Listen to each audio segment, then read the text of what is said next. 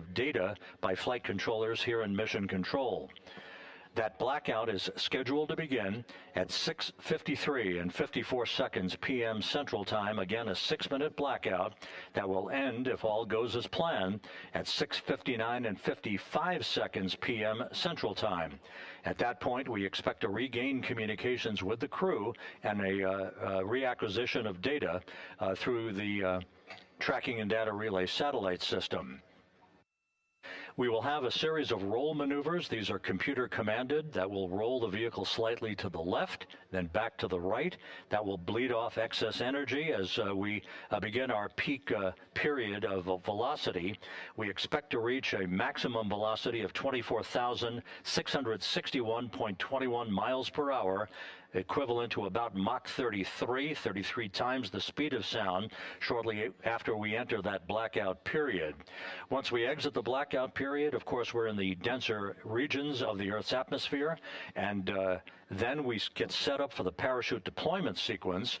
First, the deployment of 3 forward bay cover chutes that will pull essentially the top forward bay cover off the very top of the Integrity vehicle. That will be followed by the deployment of drogue chutes, and then the final deployment of a series of 3 main parachutes at 7:04 and 44 seconds p.m. Central Time. From that point on, it is about 3 minutes or so until splashdown. Splashdown scheduled at 7:07 and 8 seconds p.m. Central Time at a gentle speed of 19 miles an hour.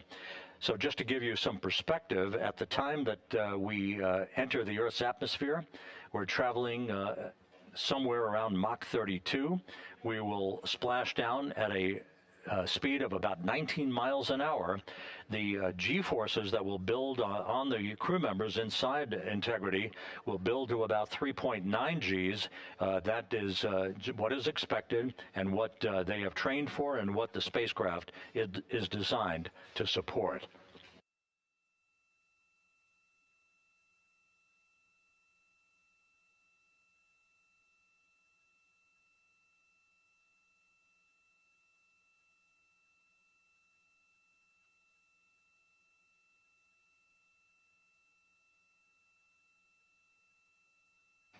The latest weather forecast out in the recovery zone off the coast of San Diego is a go forecast from our meteorologists here at the Spaceflight Meteorology Group at the Johnson Space Center.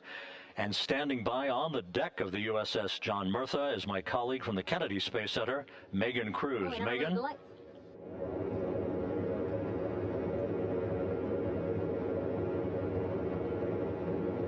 Hey there, Rob. Yeah, welcome to the bow of the USS John Murtha. This is where we will report out live updates from the ship as NASA and the U.S. military work to recover our Artemis II astronauts in just about an hour and a half. How exciting. Now, right now, as you can see, we are out in the Pacific Ocean. We are just west of San Diego. We're actually staged about 6.5 miles away from where we expect Orion to splash down. And then we will incrementally move closer. So at the time of splashdown, we'll be about 5 miles away, and then we will move to 3.2 miles away. At that point, we'll pause, make sure that all the debris that might be coming down with Orion, because basically some parts of like the parachute system, they're jettisoned off Orion during descent. So we'll just want to make sure that those all land in the water and that we are safe to move even closer. So we will make sure that we can move a little closer, and at that point we will move to a mile away from Orion. And at that point the ship will circle the capsule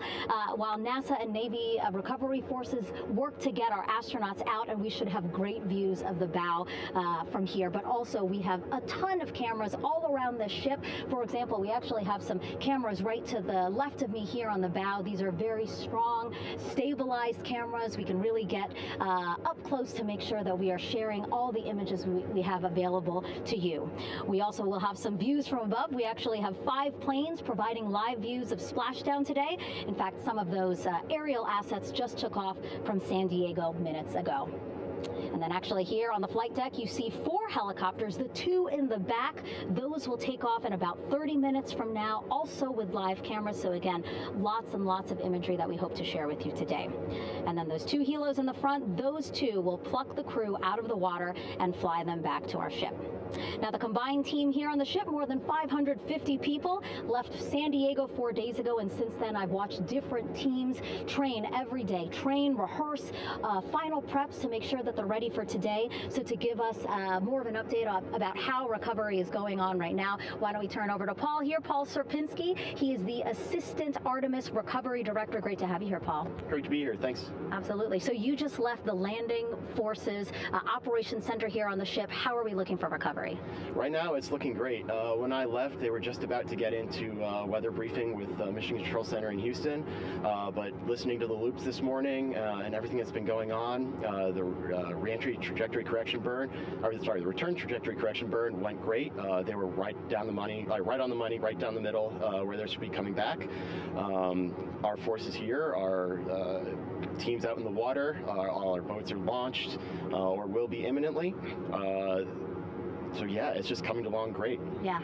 It's really nice to see. We did see some of those boats float behind us. We were hoping to give you a live view, but of course they floated right out of the camera shot as you came to us. But so basically the team right now here on the ship, basically like monitoring mode, but really things will pick up about 15 minutes after splashdown.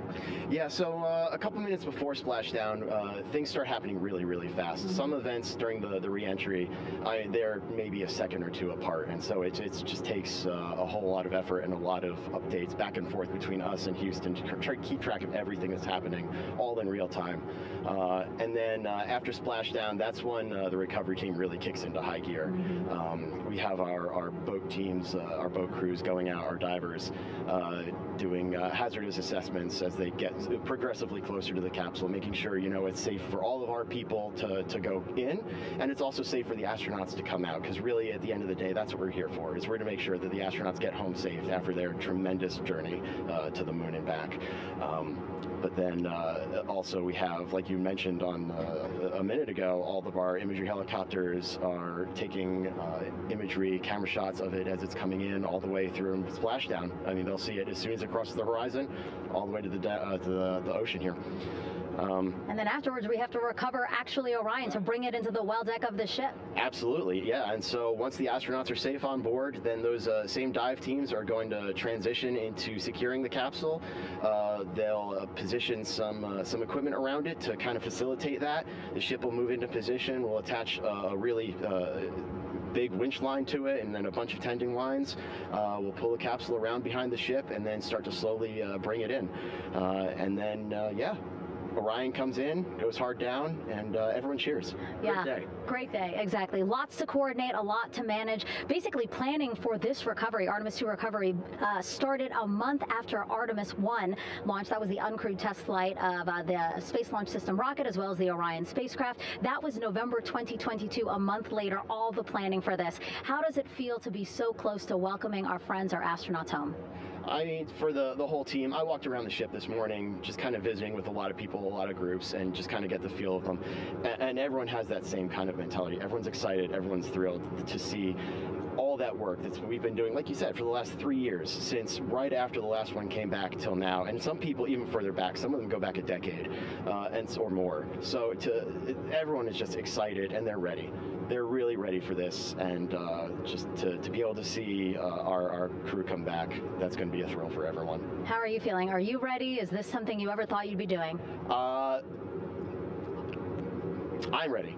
I'm excited. This has been the pinnacle of my career so far. It really has. I've seen a lot of firsts, a lot of lasts, but I can't think of ever topping seeing the first crew to go to the moon and back in 50 years, and to be here and be a part of that. And it's just a tremendous privilege. And on behalf of the whole team, I'm thrilled, and so are all of us. We're ready. Yeah, I definitely think that those words really embody how everybody on the ship is feeling. So thank you so much, Paul. I appreciate you being here. And so, Rob, we'll toss it back to you again. We will continue to join you with live updates from the ship as much as possible. Thank you, Megan. Back here at the Johnson Space Center, the entry team of flight controllers looking over the shoulders of Reed Wiseman and Victor Glover there on the flight deck of Integrity, and again, just below their feet in the mid-deck area, if you will, Christina Cook and Jeremy Hansen of the Canadian Space Agency. They're in the final review of their entry procedures and all of the activities that will follow here very shortly in trip hammer fashion. We should note that after splashdown occurs, the flight control team here in Houston will be monitoring the orientation of the Integrity spacecraft. We are expecting it to splash down upright in what is called the Stable 1 configuration, with the top of the spacecraft pointed upward. Stable 2 would indicate that it is upside down in the water. Regardless of the orientation, there will be 5 inflatable airbags called the CMOOS system. That's the acronym for Crew Module Uprighting System. We are suit on complete. Houston copies. Reed Wiseman acknowledging that the final steps in suit donning are now complete for the crew. Leak checks have been completed earlier. The CMOOS system, those 5 inflatable airbags, will be inflated with helium. Those airbags will ensure that the vehicle remains upright. While that activity is going on, the flight control team here will be checking the systems on integrity, also making sure that there's no leakage of toxic gas from the spacecraft. It should take about 15 minutes from splashdown to the power down of all of the systems on integrity. And at that point, assuming everything is in a nominal fashion, then the green light will be given for the Navy recovery teams to begin to make their way closer to integrity, to begin the erection of a large inflatable life raft called a front porch that will be buttressed up alongside the hatchway to the spacecraft. That life raft will be used to bring the crew members out of this vehicle once the hatch is open, one by one. They'll get their land legs back after 9 days of weightlessness before they are put in harnesses to be hoisted one by one in sequential fashion, in an alternating fashion, to the 2 hovering Navy helicopters overhead. Houston integrity for status. Go ahead. Seats 3 and 4 are connecting umbilicals. We're going to be stepping into leak check soon. 1 and 2 will be seated. 3 and 4 will be free float, and we'll configure EPROC accordingly. Houston copies all. Reed Wiseman talking about the current procedures with the suiting of the crew members and subsequent leak checks, a final leak check for all 4 crew members. Everything is actually running a few minutes ahead of schedule. So once the life raft is inflated next to the Integrity spacecraft and the recovery teams have arrived alongside of the vehicle, the hatch will be open and the crew members will be brought outside into that front porch, as it is called, one by one. They then will be hoisted into the hovering helos overhead, and those helos then will turn around once the 4 crew members are on board, 2 for each helicopter, and will head back to the ship. That should be about a 10 to 15 minute transit. Once the helicopters land on the deck of the USS John Murtha, the crew members will be exiting those helicopters and brought into medical bay on the deck on the ship itself for comprehensive medical exams. They will spend a period of time yet to be determined on board the USS John Murtha before they are flown by helicopter to the shore in San Diego, to the San Diego Naval Air Station, and ultimately will board a NASA jet for the flight back to the Johnson Space Center here in Houston. Just to recap some of the key times that are coming up. We are expecting the separation of the crew module from the service module just 43 minutes from now. That is expected to occur at 6:33 p.m. Central Time, 7:33 p.m. Eastern Time. That will be followed just 4 minutes later by the crew module raise burn, the use of Integrity's thrusters one final time in a 19-second burn to slightly tilt the vehicle up into the correct orientation or angle of attack to ensure that it enters the Earth's atmosphere at the right angle, if you will. That will help deflect the buildup of heat against Integrity's heat shield.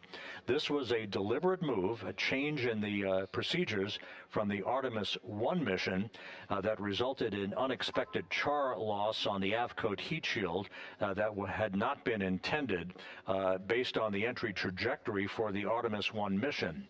What we're doing is we deliberately changed the trajectory of the entry from a skip entry that was about a 3,000-mile transit across the Pacific Ocean.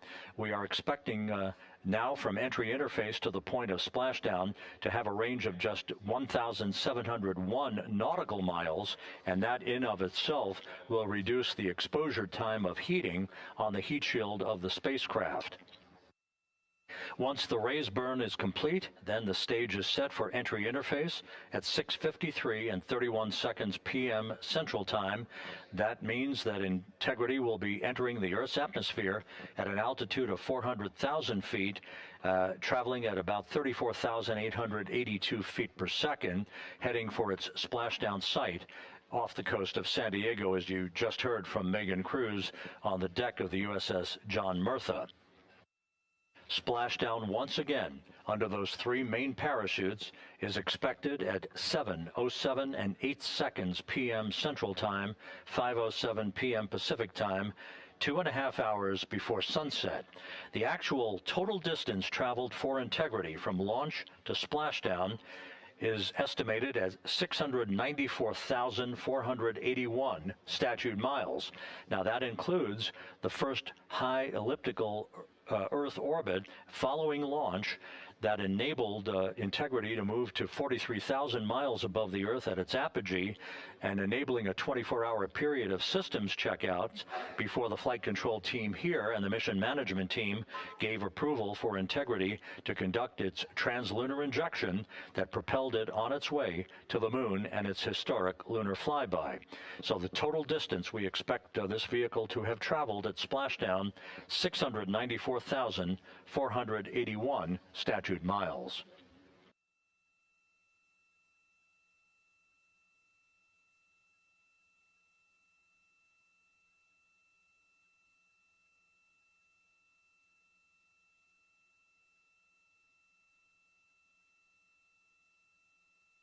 With everything proceeding on track and on time aboard Integrity, the vehicle system's in excellent shape as the Earth grows larger in the field of view.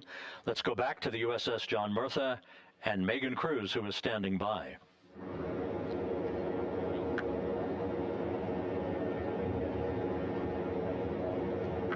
Hey, yeah, Rob, welcome back. Again, we are out in the Pacific Ocean, staged just about 6.5 miles from where we expect Orion to splash down now in just over an hour. How exciting. And the weather, awesome conditions here. I know you see some wind blowing around my hair, but really nothing to speak of when it comes to having to recover our astronauts, as well as no waves here, really.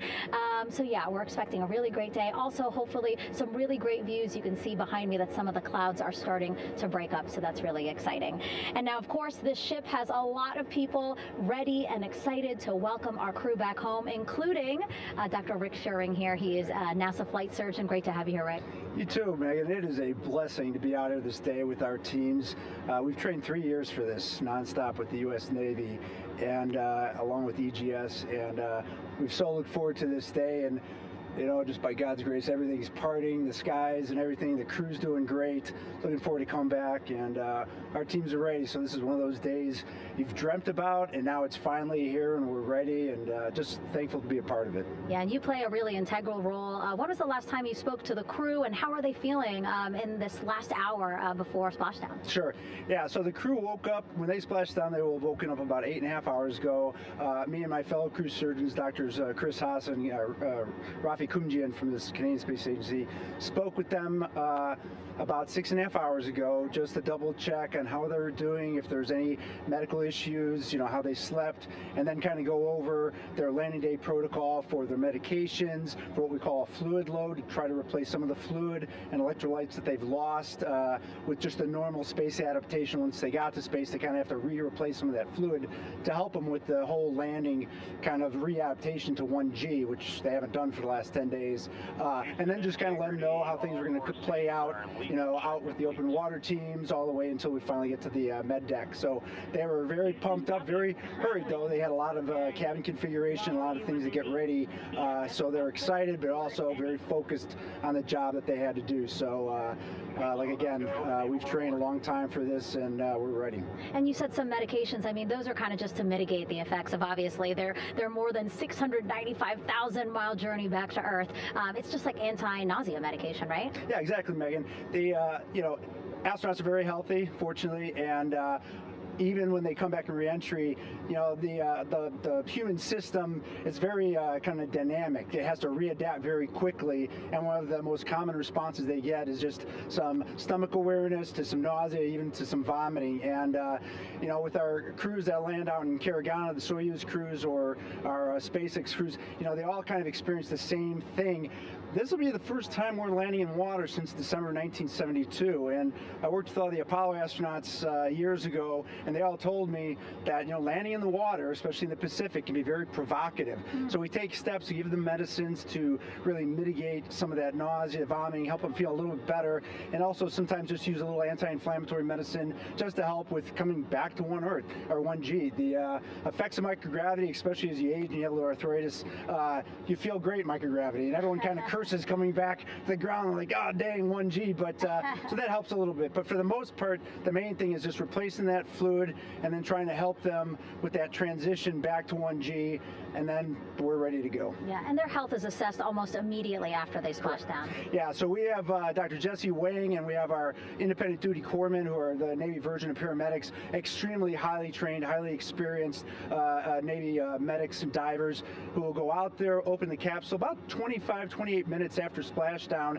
and do the first initial assessment. So Jesse and his team will go out there and look at each crew, kind of do their assessments, get vital signs, report back to Drs. Haas and Kumji and I back in the med bay, let them know how they're doing, and then if they've got the normal kind of space adaptation kind of things, we expect that they're good to go on that. If anything didn't go the way we want, they're all prepared for that as well. And Jesse and his team, I mean, this is their full-time job, taking care of sailors and folks who might be injured. We don't expect any injuries, but coming back, going 25,000 miles an hour down to 20 miles an hour is still a dynamic process. I've heard it described as kind of like a car crash, and then the crew will be ready to go, and Jesse and his team will make that transition to get them out to the front porch, do assessments on them again, call it to our med bay, and then once we have that and they're all good to go and the crew's feeling okay, we'll hoist them up in the helos. It's about a 3-minute flight back to the flight deck, and that's where me and the astronaut chief Scott Tingle will actually meet them. I'll get eyes on them, make sure they're all good, just take very slow transitions, and then one by one we'll either get them out with the SMTs, the SAR med techs under each arm, just kind of just walk them very slowly to med bay, which actually helps them acclimate back to 1G. Or if they really don't have their sea legs back yet, then we might put them in what we call a stair chair, which will be right behind them, and then just very slowly kind of get them back into med bay to start our full assessments with the team. Yeah, so a really great team here to support them as soon as they get back, and also all throughout the mission, of course. You talked a little bit about this, but obviously, we have seen astronauts return from the International Space Station for over 25 years, so we kind of know that journey, how it affects the body. But yes, we're talking about humans returning from the moon for the first time since 1972. How is this different from your perspective? So it's different in one very significant respect. On Apollo, for exercise, they had something called the Apollo Exergenia, which was basically just a little canister with some ropes, and they would have some resistance and kind of do that. And the Apollo astronauts really liked that. They liked the ability to exercise, because you decondition from a musculoskeletal standpoint, you lose your strength and your stamina very quickly. We had something called the Orion flywheel, which was able to impart much greater loads in terms of resistance, so they're able to do squats, deadlifts, different things, not dissimilar to what the ISS astronauts do, but with a lot less room to do it. And they also did rowing activities for cardiovascular health, and the crews loved it. But for the lunar crews, the future lunar crews, maintaining that physical conditioning, which our astronaut strength conditioning rehabilitation specialists, affectionately known as the ACERs, back in Houston, really work hard to get them in the best shape they're going to have to be in to get to the moon. That device hopefully will maintain that. And Apollo only had about a 4.3-day journey to the moon. Our astronauts are going to have about a 10 to 14-day journey. So maintaining that physical fitness, that strength and stamina is going to be crucial for the success of being able to do those very physically demanding lunar EVAs. So we're very excited about what the astronauts have said about the device and what they have to say about the role exercise plays, going to the moon. And also the mental benefit. Sure. They just really like sweating, breaking sweat, and actually just feeling like they're just getting a workout. So thank you so much, Rick. I really appreciate it. I know they're going to be in good hands, so we'll let you get back to it. Thank you so much. Thanks for the time. Back to you, Rob. Okay, Megan, back here in Mission Control in Houston, everything is moving along in order. This view of Reed Wiseman on the left, Victor Glover on the right. We have good suit leak checks. Everything aboard integrity is in excellent shape. The vehicle, with the Earth growing larger and larger in the field of view, we're now just about 8,200 nautical miles away from Earth and closing in for a splashdown just 1 hour and 5 minutes from now.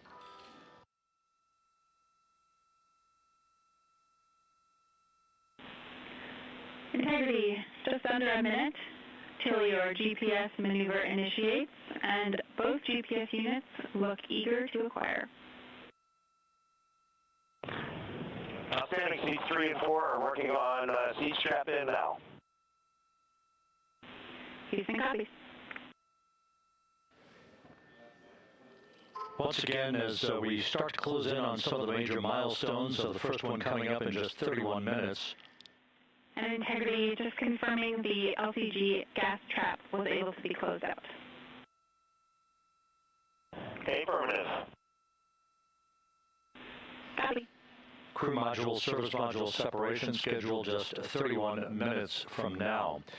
The key point of interest, of course, will be the performance of Integrity's heat shield during its high-speed entry back into Earth and peak heating that is expected around the spacecraft of some 4,000 to 5,000 degrees Fahrenheit. On Artemis 1, as I think most folks know by now, we flew a trajectory known as a skip entry, in which we performed an initial dip into the atmosphere to bleed off some energy. Then we skipped out of the atmosphere and dipped back into the atmosphere before splashing down in the Pacific. But after the mission was over with, we noticed unexpected liberation of some of the charring effects on the heat shield known as AVCOAT. Before the flight, we had an opportunity to sit down and talk with Entry Flight Director Rick Henfling to get a perspective on what this all means and how the mission was redesigned to try to protect Integrity's heat shield to a higher extent. Let's take a look at that interview. Returning from the moon is a lot different than deorbiting from low Earth orbit. When we return from the moon, we expect to achieve velocities upwards of 36,000 feet per second. And in order to slow down to a nice, graceful splashdown in the Pacific Ocean, the flight crew is going to experience between 3 and 4 times the force of Earth's gravity.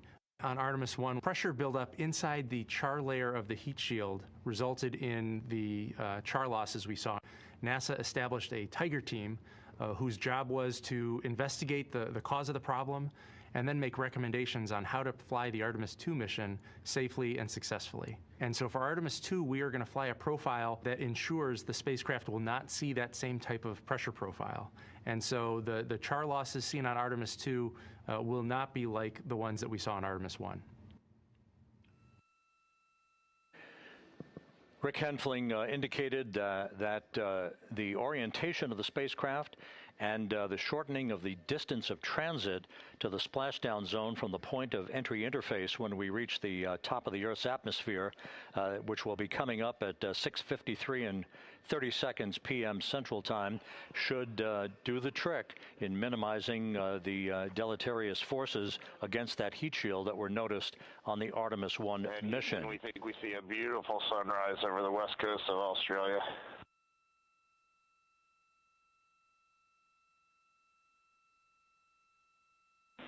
We copy.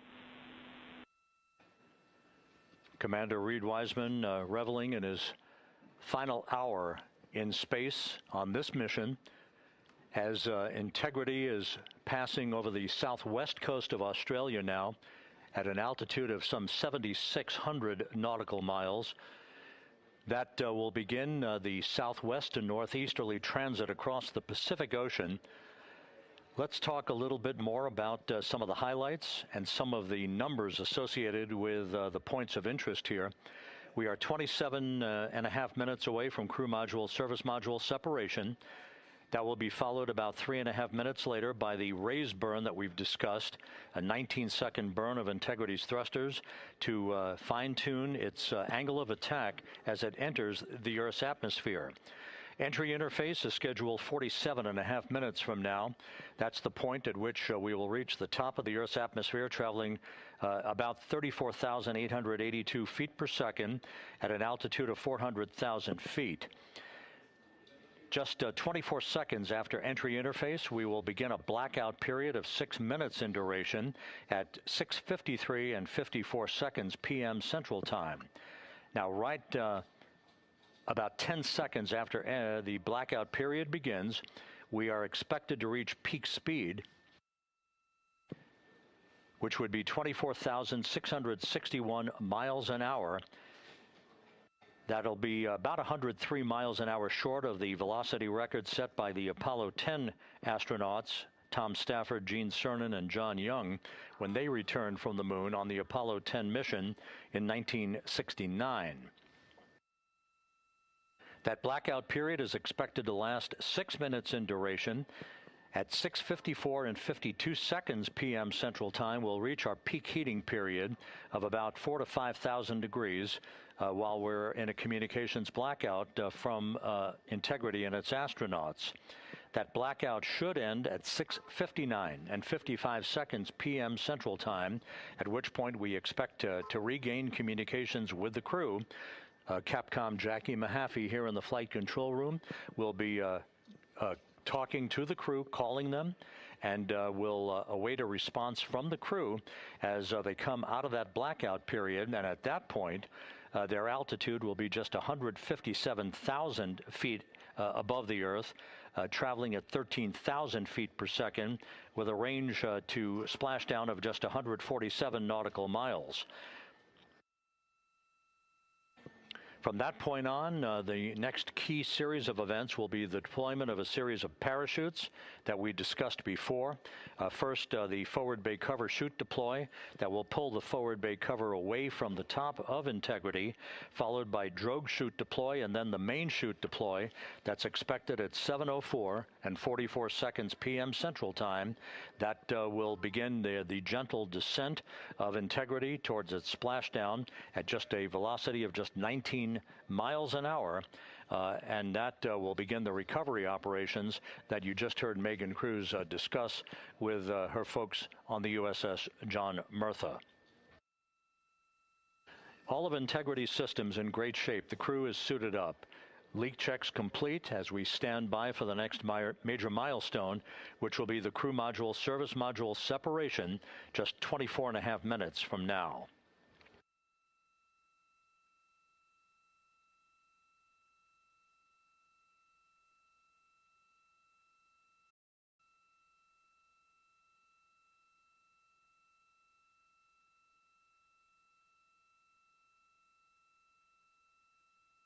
All of the activities from the start of entry interface to the point of splashdown will be quite rapid fire, just 13.5 minutes from the point at which we begin descent into the Earth's atmosphere till splashdown. And just to show you, as Rick Shearing, the flight surgeon, alluded to in his interview with Megan Cruz, all of this happens to decelerate the vehicle from traveling around Mach 33 to just 19 miles an hour at splashdown. All of that happening in just 13.5 minutes.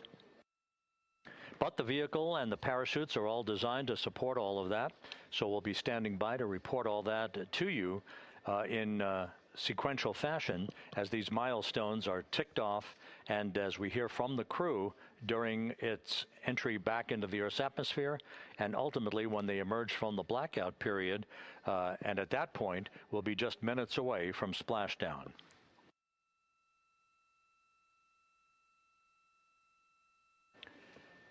So with all of those preparations ongoing, we can return here briefly for another report from the USS John P. Murtha and Megan Cruz. Megan?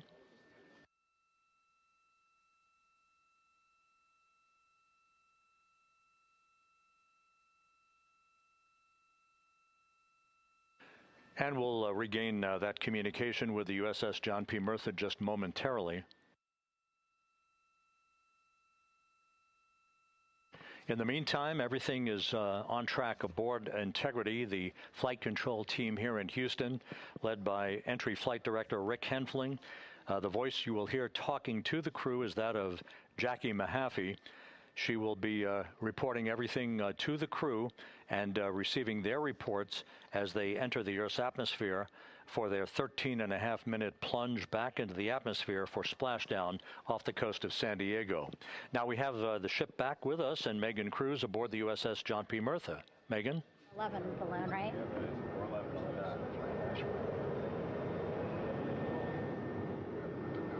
Hey, Rob, yeah, the excitement is really building here on the ship. I'm watching right now one of the weather balloons being lofted up from the ship. Again, weather balloons, very important for us to make sure that we are tracking the right kind of weather and also the data that's needed for what's called our Sasquatch team. Again, it's a team out of NASA that basically makes sure that the debris that comes off of Orion, again, some of those pieces of the parachute system, make sure that they don't fall on us here in the sea, and also our aerial assets, our folks in helicopters. So watching that float away right now. But with me right now is Captain Eric Kenny. He's the commanding officer of the John P. Murtha naval ship. Thank you so much for being here. There are so many moving parts that you have to keep an eye on. That's absolutely right, yeah. But first of all, on behalf of the crew of USS John P. Murtha, Megan, thanks for having me on today. Happy to tell you what we're doing and excited to get the interview started. Yeah, absolutely. Why don't we actually take a look at the flight deck here? We'll start there. Basically, we also, while watching this weather balloon float away, we noticed all 4 helicopters leave the flight deck. We now have an empty flight deck. We had 2 imagery helos as well as the 2 crew helicopters that will go recover the crew. This is just one of the many things that, again, our ship of 550 people, it's something that you oversee as commanding officer. Yeah, absolutely. Every commanding officer, I would say really every naval service member, our priority is always safety. And as the commanding officer, I take that as one of my primary roles here on board. Mission accomplishment is important, safety always. So my day really has, I would say my message to the crew has sort of changed over the past 24 hours. As we're leading up to today, we've been building up the excitement and motivating the team for the training that we've executed. But really over the past 24 hours, now I'm trying to get us to slow down a little bit. Trust our training, right? Don't believe all the hype. Don't believe everything that's going on. Just let's trust what we've done to get to this point, and if we do that, we'll be successful today. Mm-hmm. And also part of the big success is obviously the coordination between NASA and the U.S. military. How does it feel being able to support the human space program we have? Yeah, I mean, since 1959 with Mercury, Gemini, Apollo, the history between NASA and the Navy has been in lockstep. But like any other skill, if you don't practice it regularly, that skill atrophies. So we've had a few decades off from that. But, over the past 4 or 5 years, really with this ship over the past year, we've constantly trained and working for this moment right here. Building up the hype, but to get to this point today, to be able to trust in all the training we've done. We've worked with, working with NASA, the Air Force, the medical team, dive team.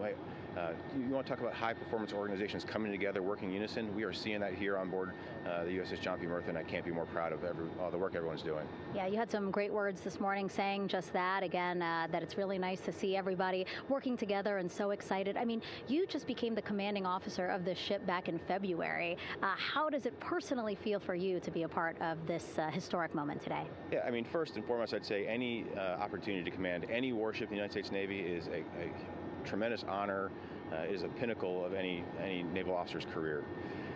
That being said, as my change of command was approaching, and I realized that Artemis was going to be in the window here, to say that I'm humbled and honored to be here is an understatement. What really just excites me is the opportunity to see this crew, who has been training so hard over the past year plus, come together.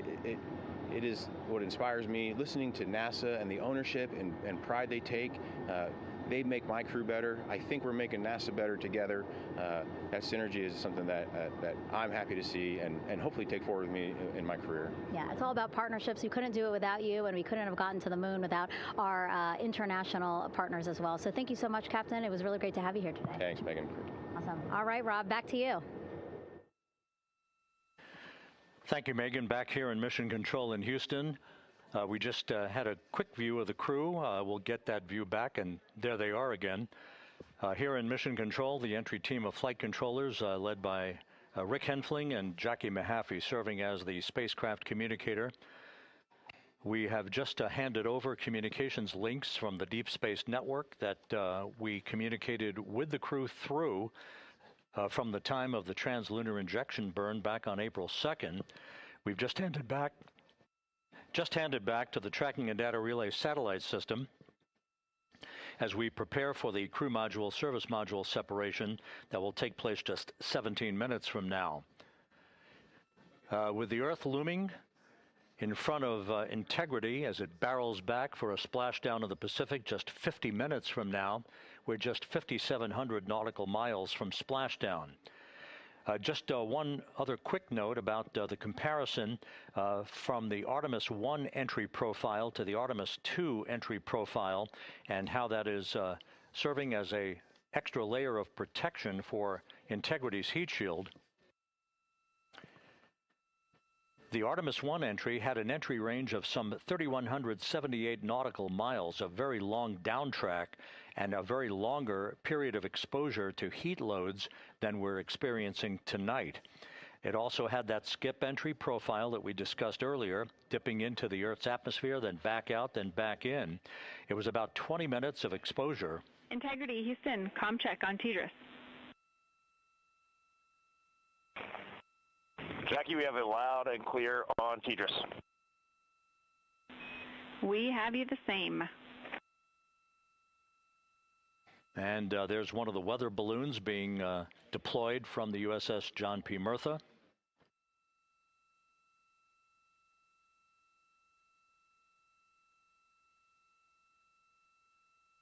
So the Artemis 1 entry had the vehicle. Any update on GPS? We haven't seen a track in yet.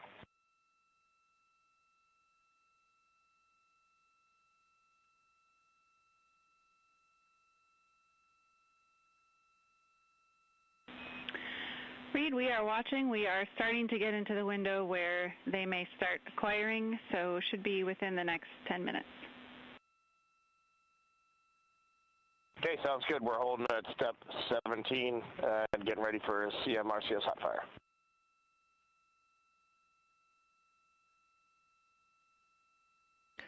And that exchange indicating that we are expecting to acquire data from the GPS system on board. That'll be a navigational tool that will basically tell Integrity's computers that they're on track down the center line of the corridor for the entry interface that will lead them to their splashdown point.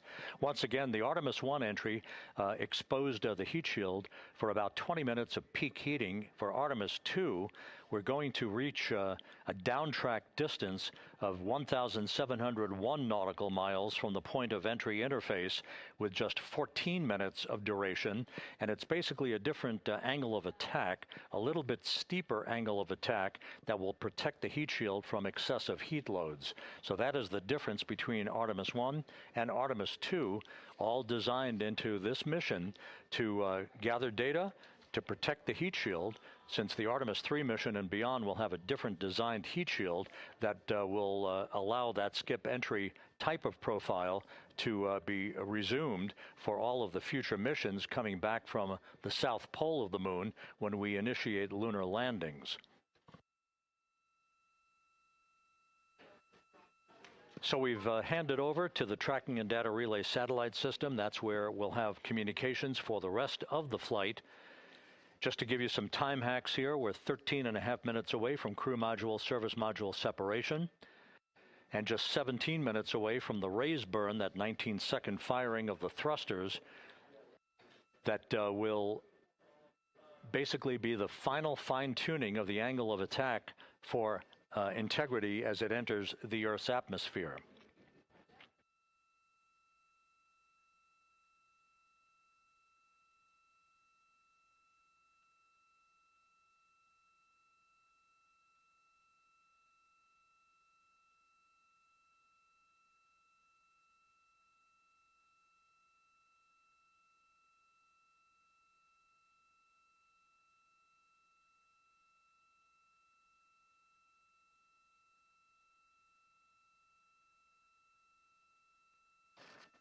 And once again, a dueling box view of some of the assets that are involved in recovery operations today.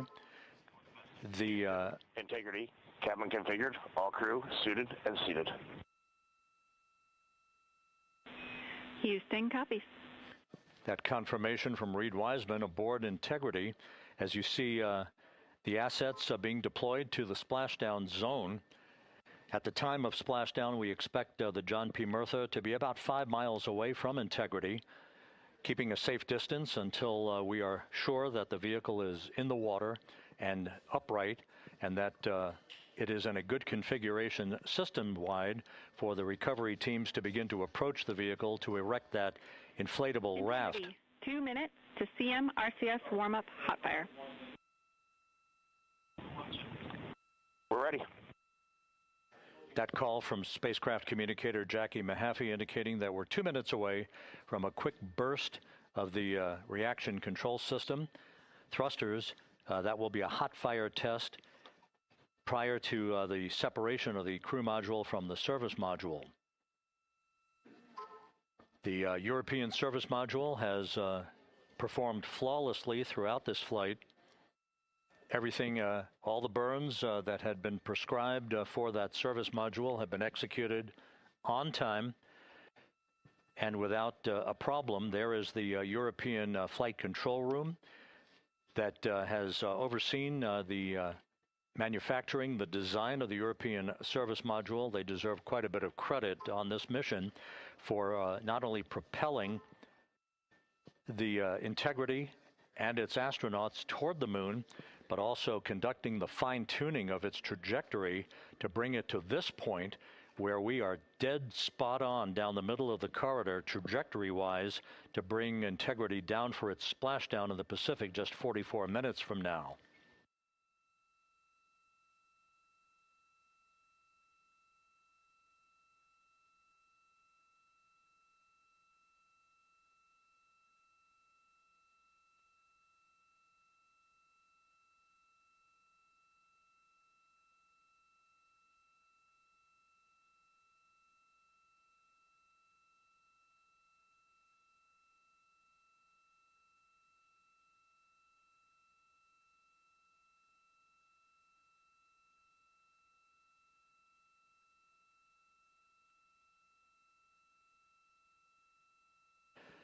What you're looking at is a computer-generated visualization based on real-time telemetry from Integrity, currently traveling about 16,000 miles an hour.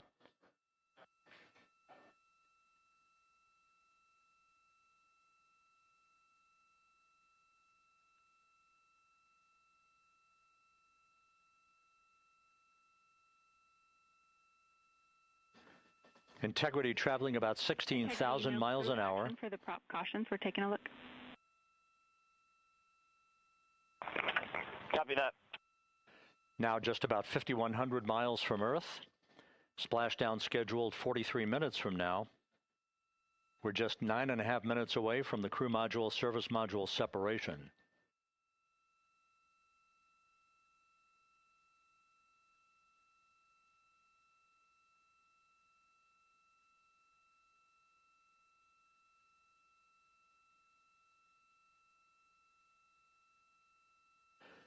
We are confirming. Integrity, we are assessing details, but so far looks like a good hot fire. Looks good on board, Jackie. Thank you. And Jackie Mahaffey took the words out of my mouth. I was just about to say that we had a good hot fire test of the thrusters in advance of the crew module service module separation that's coming up just 8.5 minutes from now.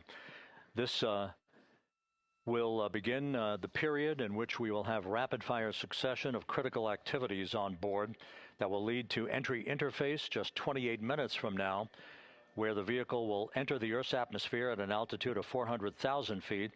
The time of entry interface, 6:53 and 30 seconds p.m. Central Time.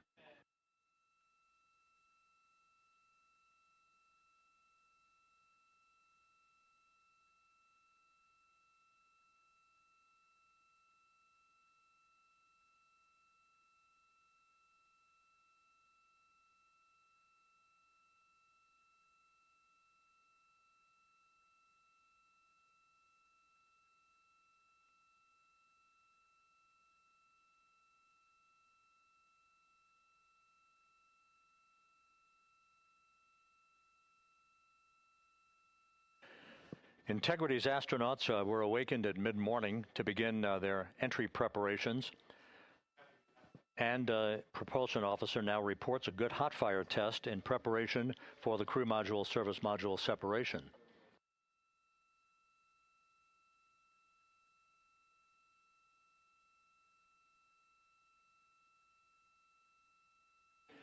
We're now inside 41 minutes until splashdown.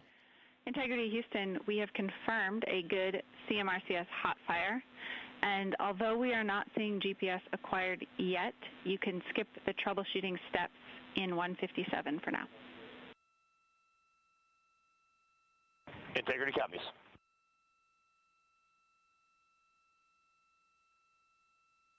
That GPS discussion indicating that we will be acquiring navigational data for Integrity through the Global Positioning System equipment on board. We just don't have it yet, but we will.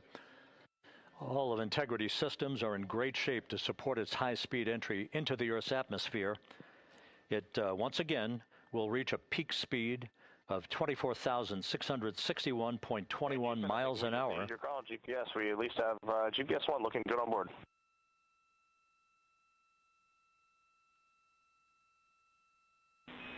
We are confirming.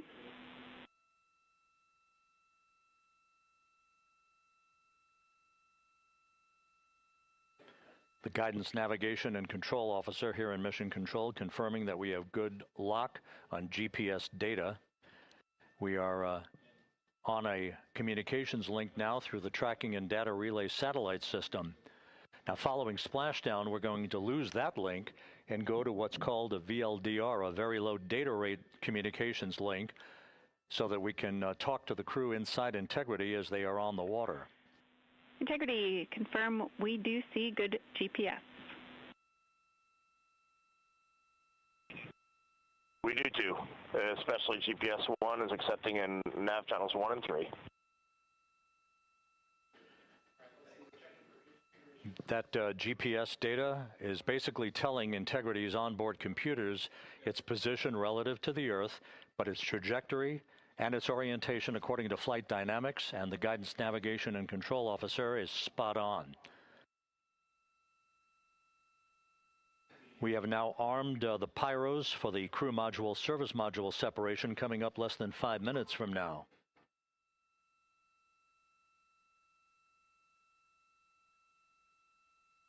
Once again,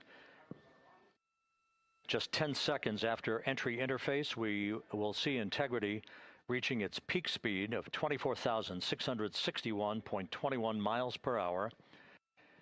That will be just seconds before we begin a 6-minute blackout period. Integrity Houston, your vehicle is in a good config for CM-SM SEP and go for CM raise. Houston, we see the same on board and copy go for CM raise.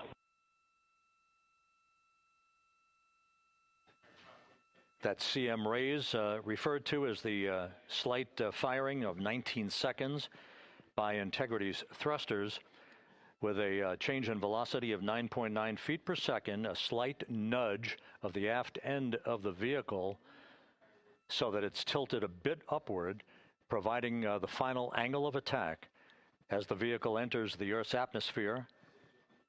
This being the mitigating factor that will reduce heat loads on the heat shield as we reach a point downrange from the start of entry interface, some 1,701 nautical miles to the splashdown site.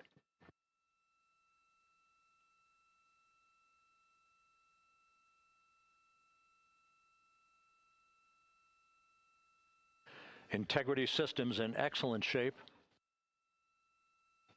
We are currently 3,300 nautical miles left in this mission.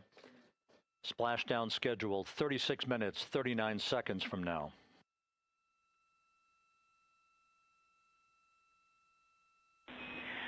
Integrity Houston, for the 2 enabled prop cautions, what happened is while the thrusters were firing, multiple pressure sensors on each of the strings diverged a bit from each other.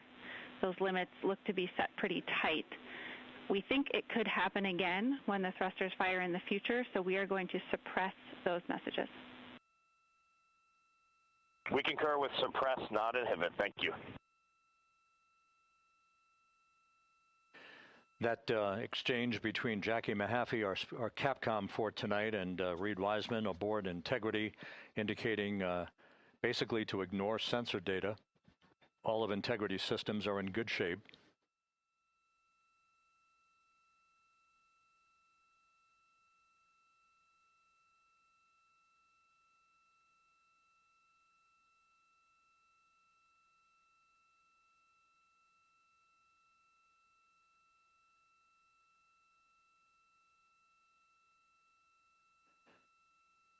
Now, coming up on about 90 seconds till the crew module, service module separation.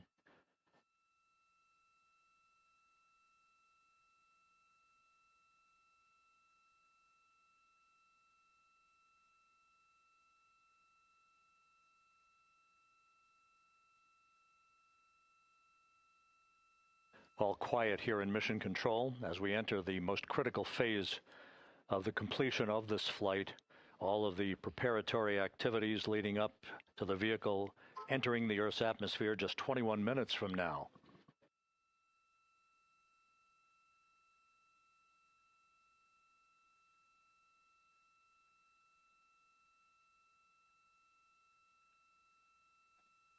Coming up on 1 minute. Mark 1 minute till crew module, service module separation.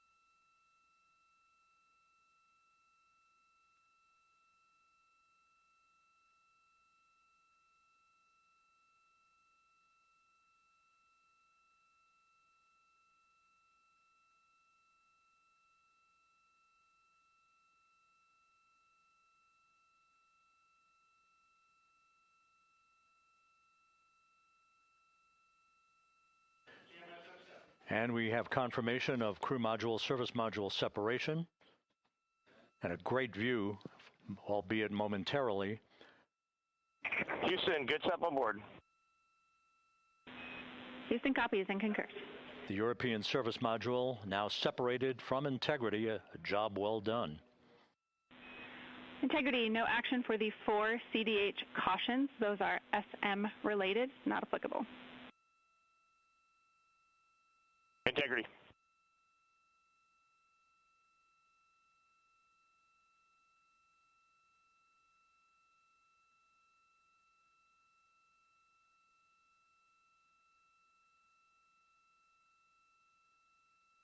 So, with Integrity now flying free on its own for the remaining 32 minutes of this mission. Next up, the raise burn, a 19-second firing of Integrity's thrusters. Good GPS 2.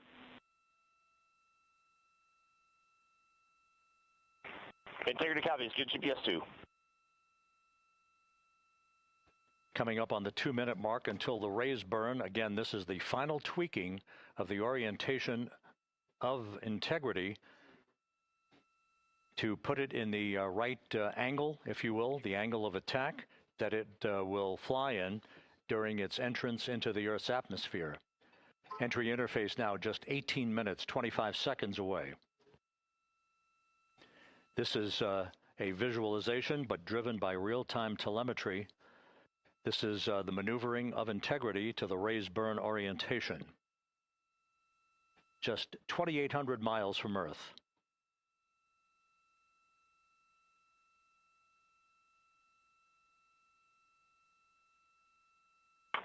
Houston, we got a great view of the European service module out the window with the sun hitting the side and the solar rays and the NASA worm right there. It's a beautiful looking machine.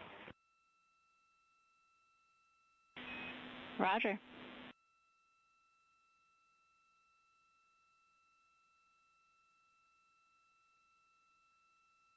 And we have completed the maneuver to the raise burn orientation, 1 minute away from the raise burn.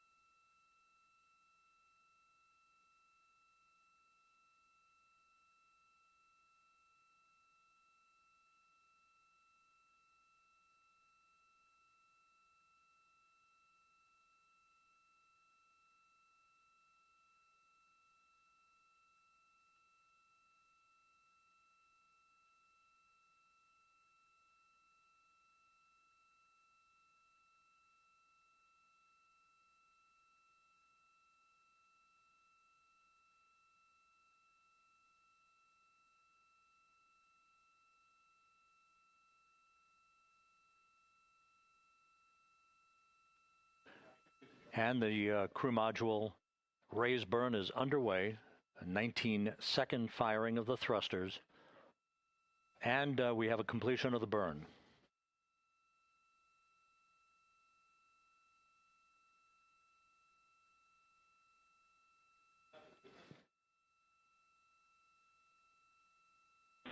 Integrity, good. CM raise burn. Your flight path angle is within limits.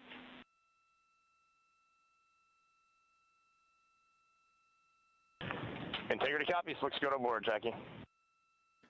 So the final maneuver is now complete. Our trajectory for a splashdown in the Pacific 29 minutes from now is set and will not be amended any further. And we have the right angle of attack to mitigate any excessive heat loads on the vehicle during entry interface. Integrity Houston, a heads up about comm coverage. When you perform the 180 roll, for the first minute or so in that attitude, we expect about a minute LOS. We copy.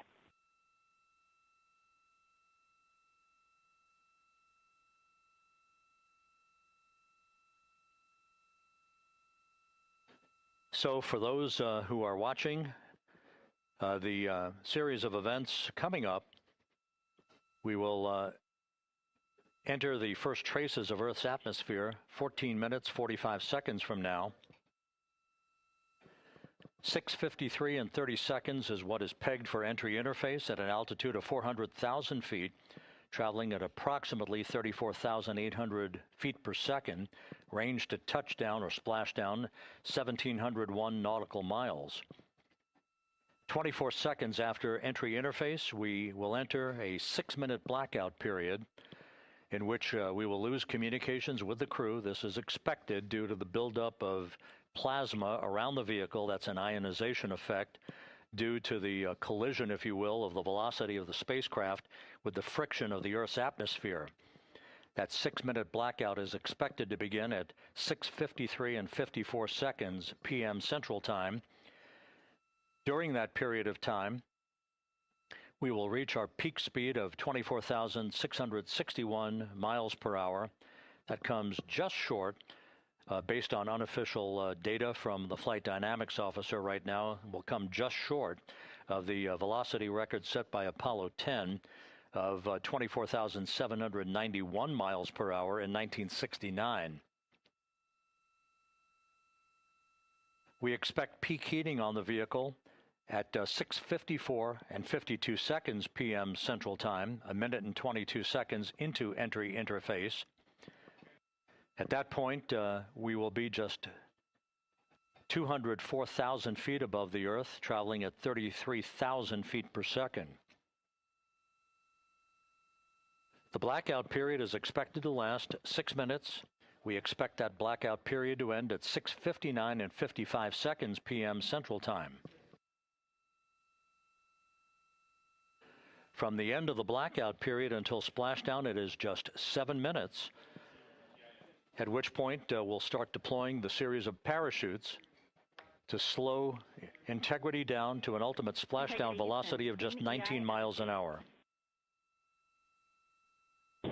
We see the same, waiting for the 180 rolls.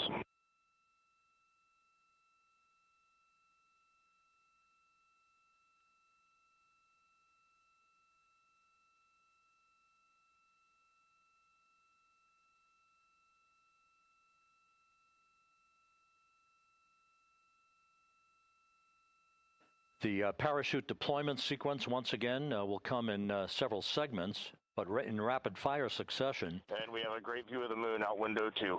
Looks a little smaller than yesterday. Guess we'll have to go back.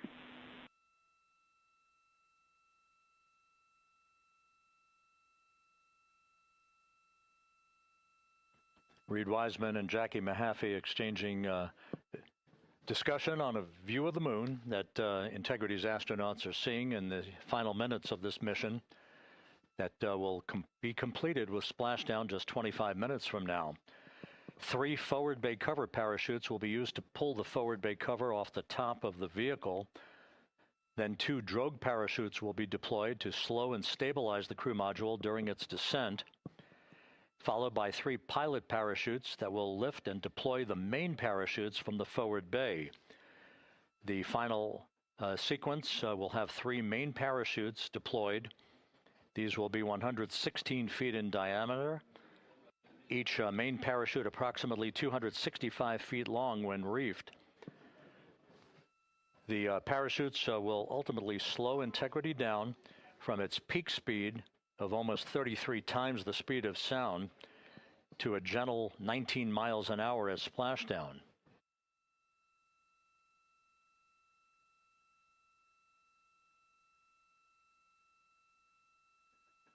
The vehicle is now currently in a roll to the proper attitude for entry interface. Our trajectory is right on according to flight dynamics.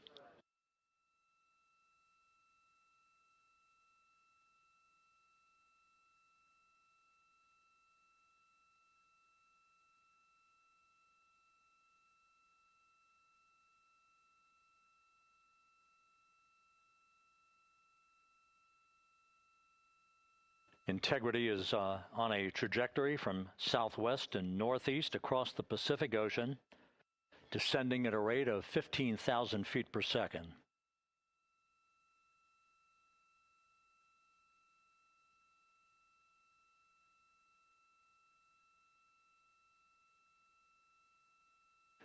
Range to touchdown 4,300 nautical miles, all the systems in excellent shape.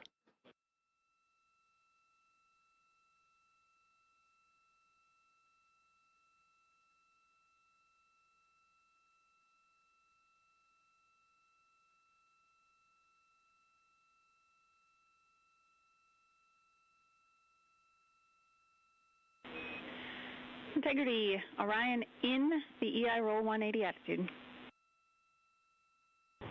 Looks good on board, Jackie.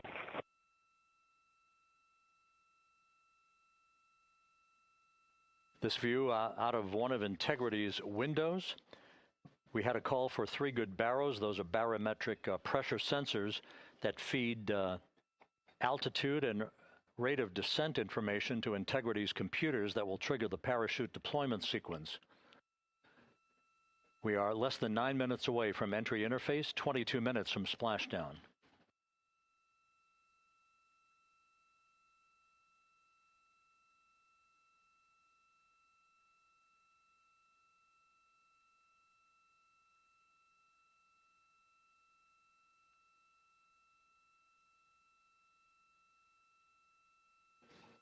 You can see the reflection of one of the crew members in the window.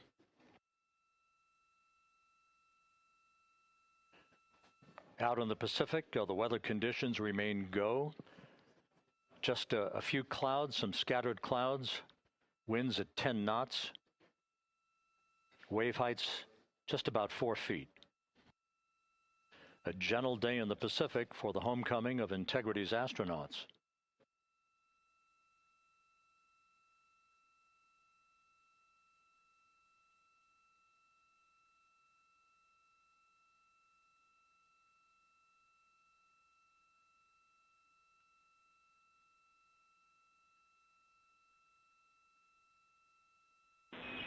Integrity back in EI attitude.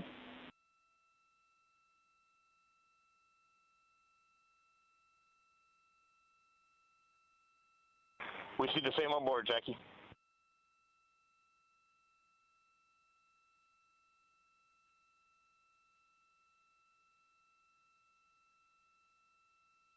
Houston, purge is complete. Crew and vehicle are configured for entry.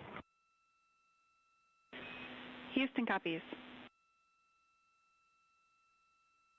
And we're in step 37, transferring nav state to BFS.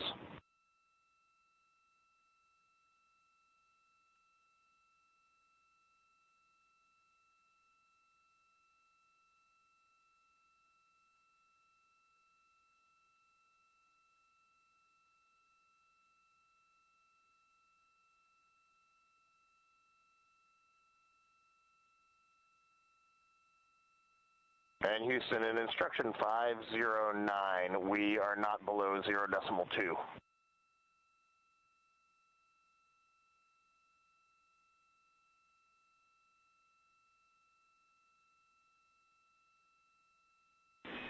Integrity, no action required. Integrity.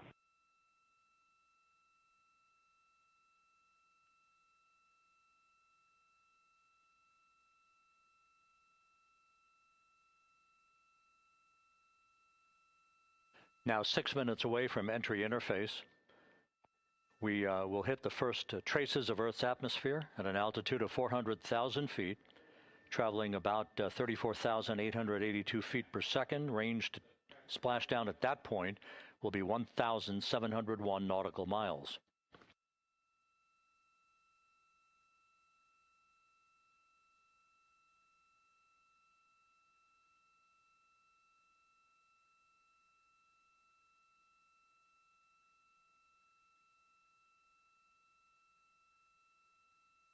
And once again, just a reminder, some 24 seconds after entry interface, we do expect to lose communications with the vehicle and the crew during a 6-minute blackout period when a plasma shield will build up around the spacecraft due to the ionization, due to heating effects.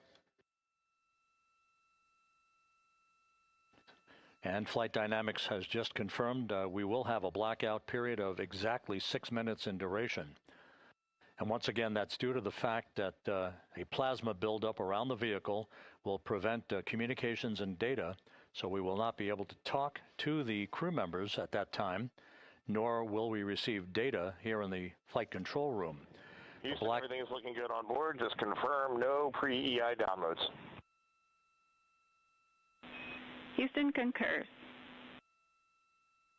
That blackout period to begin at 6:53 and 54 seconds p.m. Central Time, and again will last about 6 minutes in duration.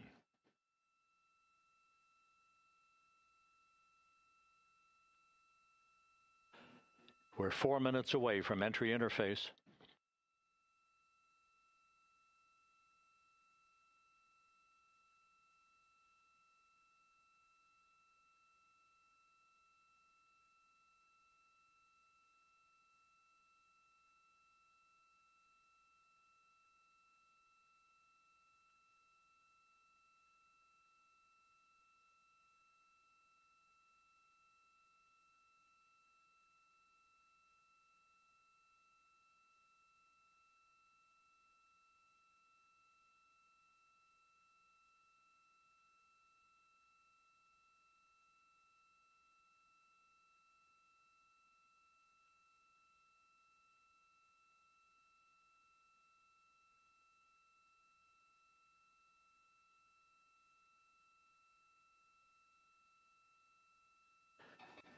This view from Integrity as it crosses from southwest to northeast across the Pacific Ocean, 3 minutes from entry interface.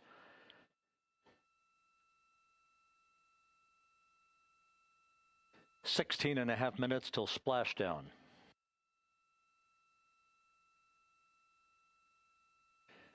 The USS John P. Murtha and the recovery team is on station and in position, as are the airborne imagery assets that we hope to receive imagery from as Artemis enters the Earth's atmosphere and through parachute deployment.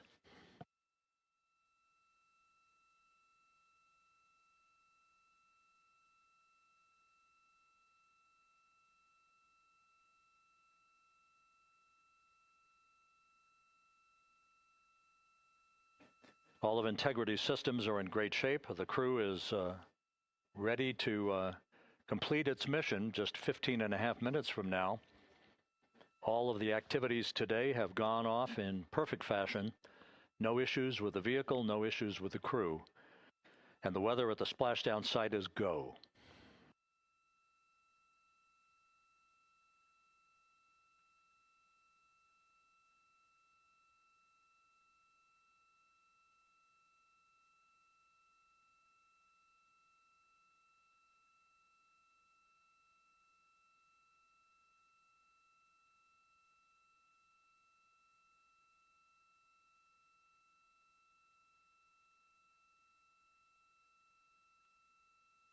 Coming up on 1 minute until entry interface.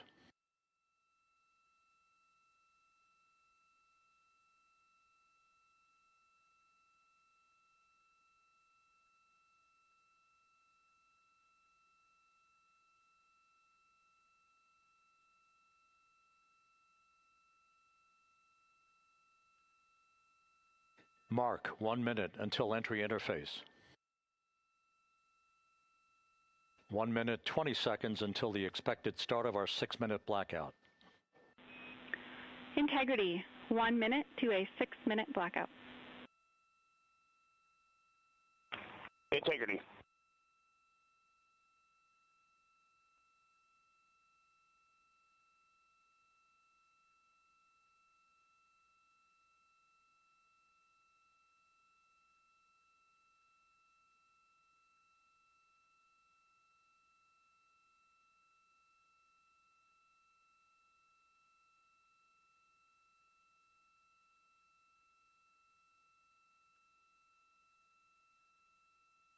Ten seconds till entry interface.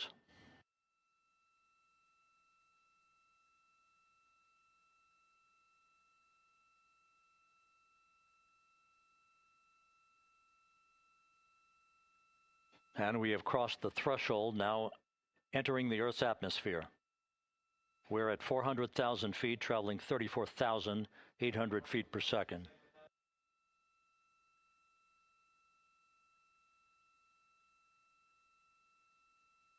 Time to splash down, 13 minutes, 10 seconds.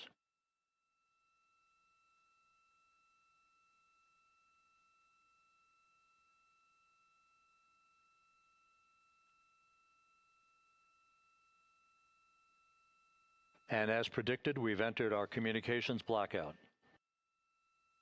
This will be a 6-minute blackout period. No voice, no data from the crew.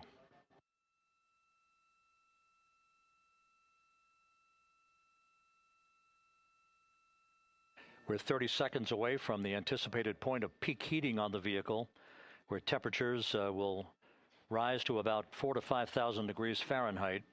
This is the true test of our trajectory.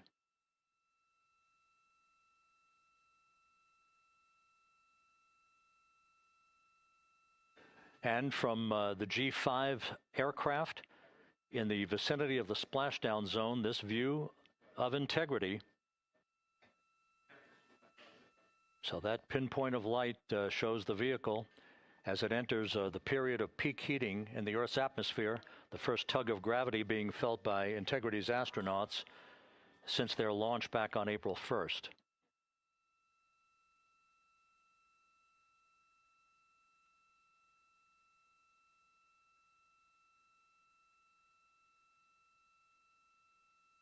Four and a half minutes until the end of the blackout period. Time to splash down, 11 minutes, 33 seconds.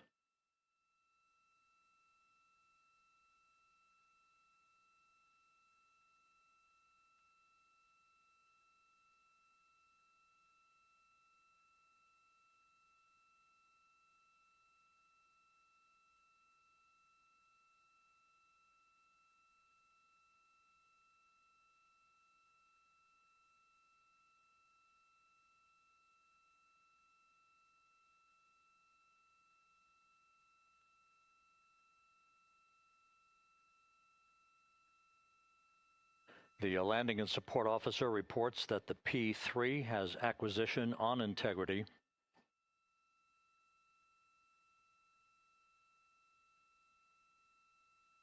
3.5 minutes left in this blackout period. This is a visualization of the plasma buildup around the spacecraft and the repelling of that heat on Integrity's heat shield.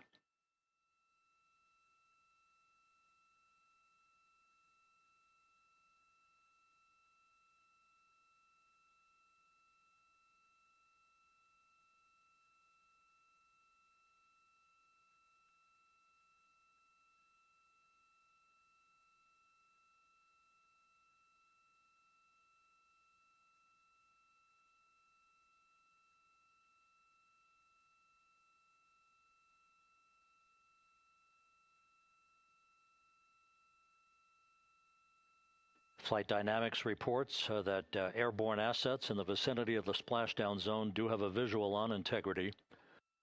Still 2 minutes and 40 seconds left in our blackout period. Time to splashdown, 9 minutes, 35 seconds.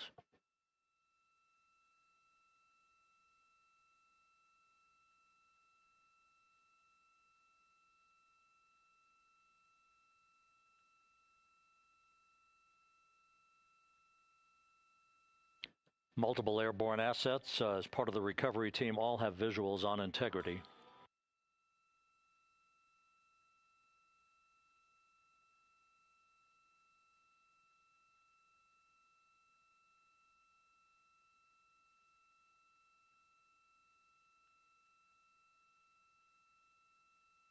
And the WB-57 flying in the splashdown zone also has a visual. And the Navy helos also have visuals.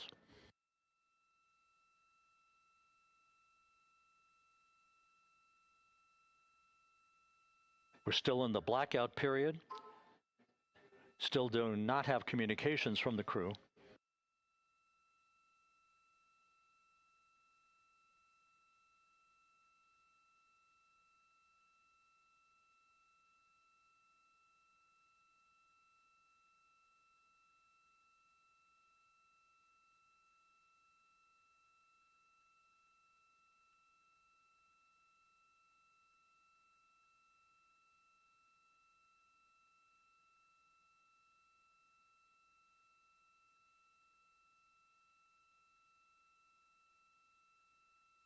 We're standing by for communications from the crew.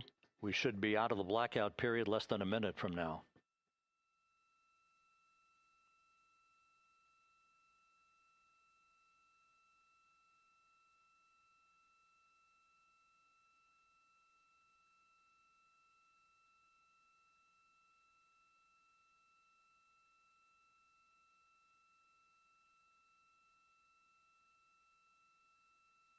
We are now processing data from Integrity.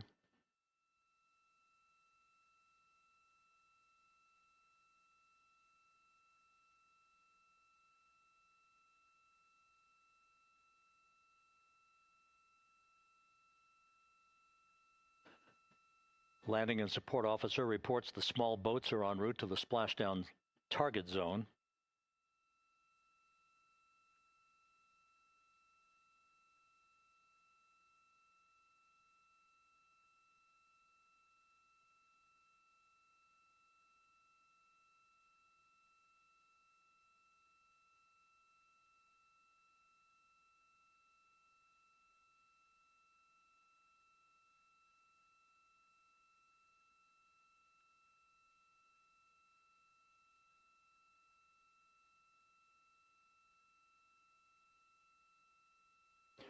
Passing through 150,000 feet, our trajectory is perfect.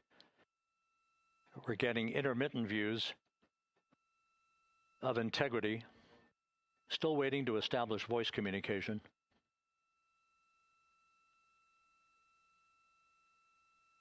Integrity, Houston, comm check, post-blackout.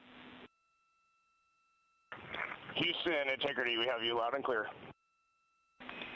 Your trajectory is nominal, and your recovery teams have visual. Guidance looks good. No action for the enabled internal camera controller fail. Big cheers from the viewing room here in Mission Control as voice communication reestablished with Commander Reed Wiseman. For America and a waiting world, Integrity is 5.5 minutes away from coming home.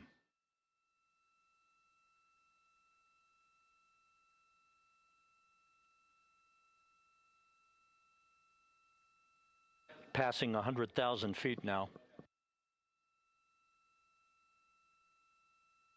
Range to splashdown 19 nautical miles.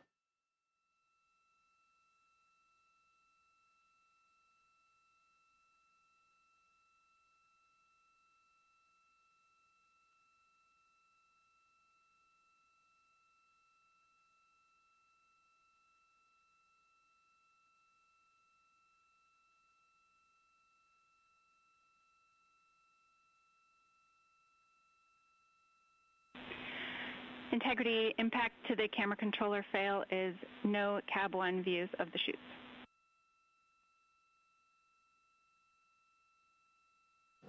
Integrity.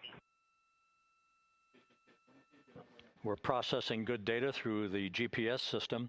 A good view of Integrity, time to splashdown 4.5 minutes.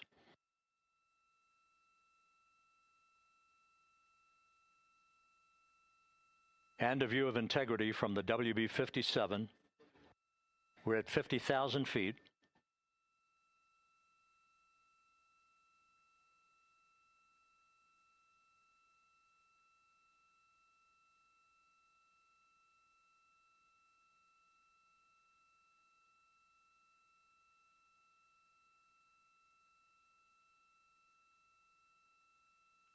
The pyros are armed for forward bay cover jettison.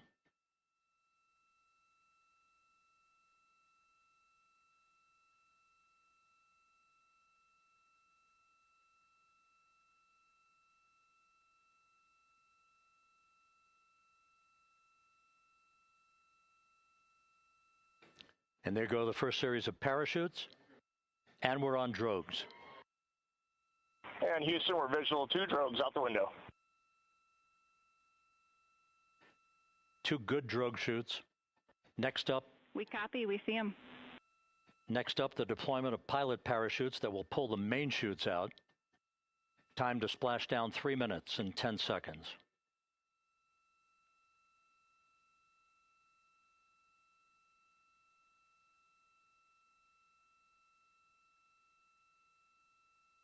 Perfect descent rate according to flight dynamics. Good rates on 2 drogues. We see the same on board.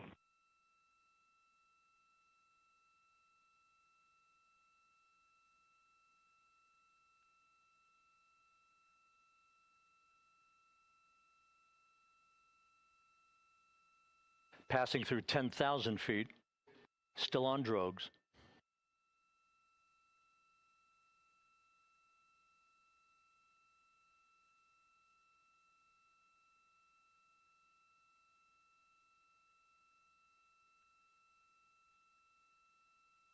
Main chute deploy.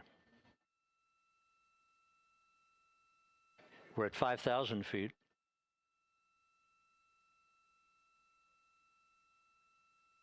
Search and recovery beacon has been activated on Integrity. And we have 3 good main chutes. Good 3 main chutes, good reefing, good descent rate. Good rates, and we see 3 good-looking parachutes.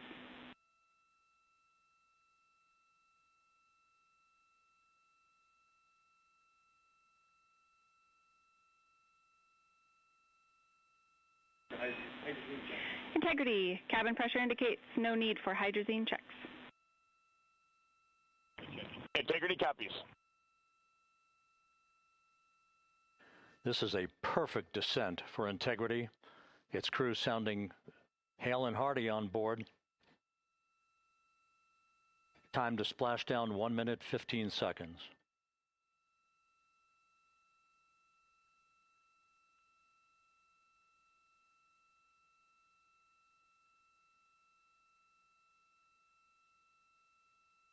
Integrity about to complete a journey spanning 694,481 miles from its launch from the Kennedy Space Center back on April 1st, and a trip around the moon.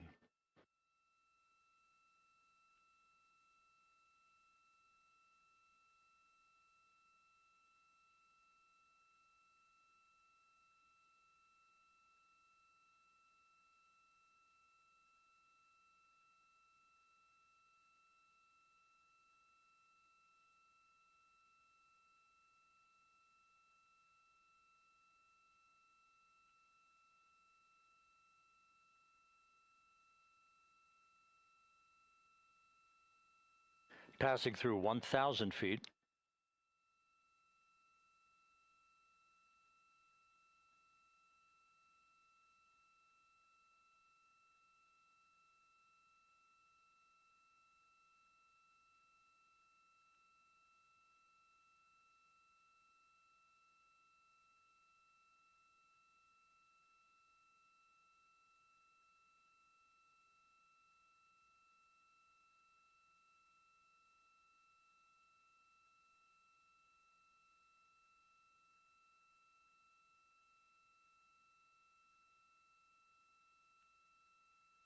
Houston Integrity, splashdown, sending post-landing command now.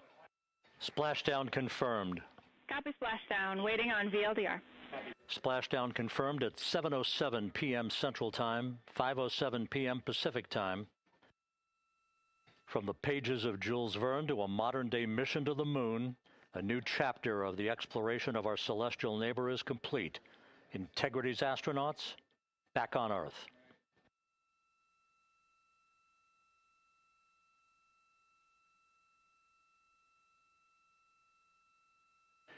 And the landing and support officer reports the vehicle is stable 1.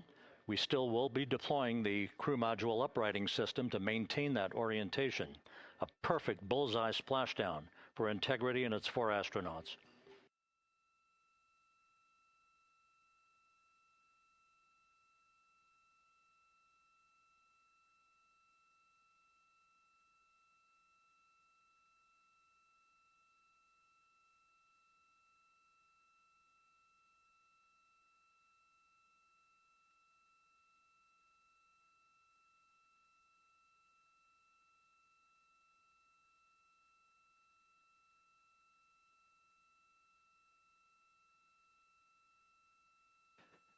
The unofficial splashdown time, 7:07 and 47 seconds p.m. Central Time. We'll get that refined for you. That would put the end of the mission at a mission elapsed time of 9 days, 1 hour, 31 minutes, 35 seconds.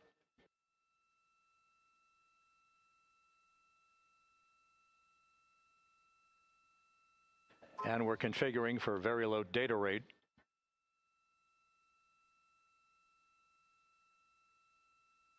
Once again, splashdown occurring in the Pacific, southwest of San Diego at 7:07 and 47 seconds p.m. Integrity Houston, comm check on VLDR.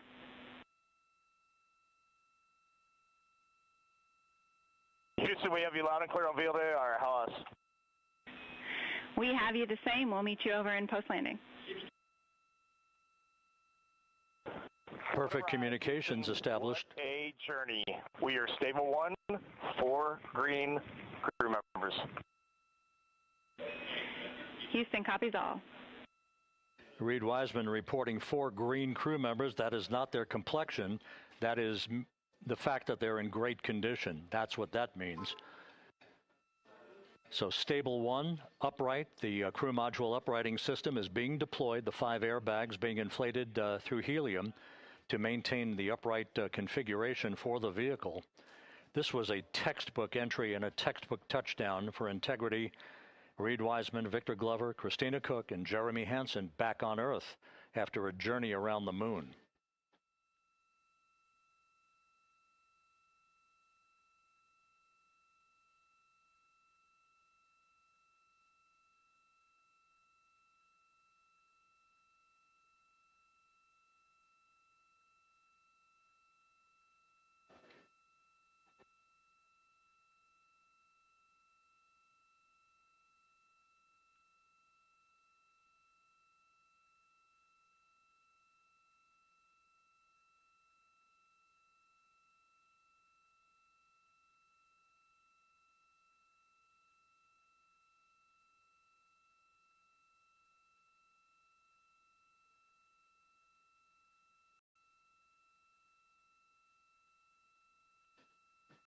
We continue to monitor the functioning of the CMOOS system. The airbags are being inflated to maintain a stable 1 or upright configuration. And there's a good view from one of the naval helicopters hovering overhead. Reed Wiseman reporting 4 green crew members, meaning they're all in excellent shape.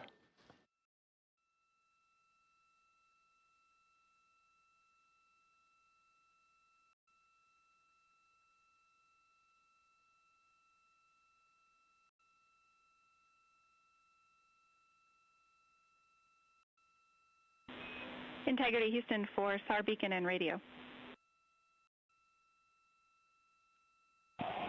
SAR beacon is in for 06, and we're powering the radio now. Go ahead.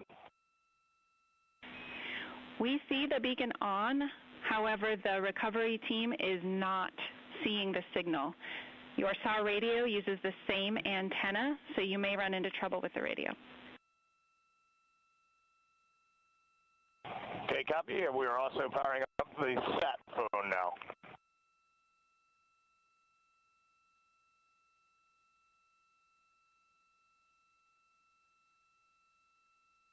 So Integrity is in great shape, and as the crew continues its post-splashdown timelined activities on board, Reed Wiseman once again reporting that all 4 crew members are in excellent shape. And we have 5 inflated airbags to maintain an upright configuration so that the recovery team can now begin a slow approach to the vehicle. Meanwhile, here in the flight control room, Entry Flight Director Rick Henfling is polling his team of flight controllers for the start of powering down the vehicle after a thorough systems check. We have no toxic gases to be concerned about, so the recovery personnel can approach the vehicle, but not until we have powered down the spacecraft. That's expected to take a few more minutes.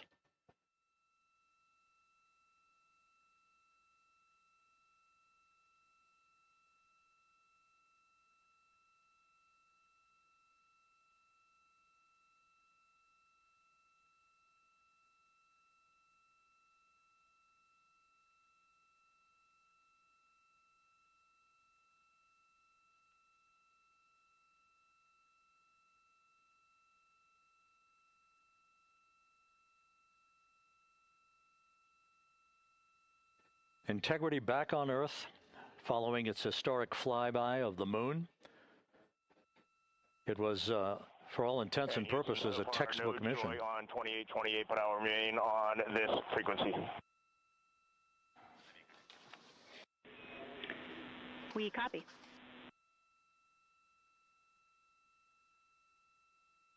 Reed Wiseman indicating some trouble with the SARSAT phone on board. But that's not an issue. What is more important is that the vehicle is solid. No issues as we begin the power down of the vehicle to begin the recovery process.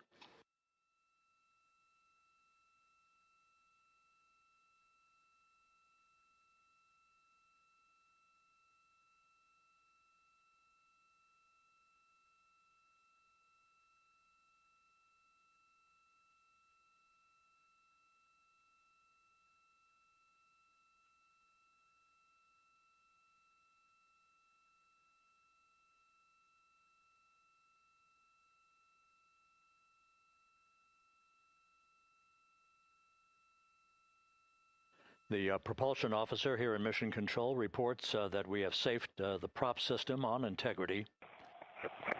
Can you say again? That was very weak and broken. Integrity Houston did not call.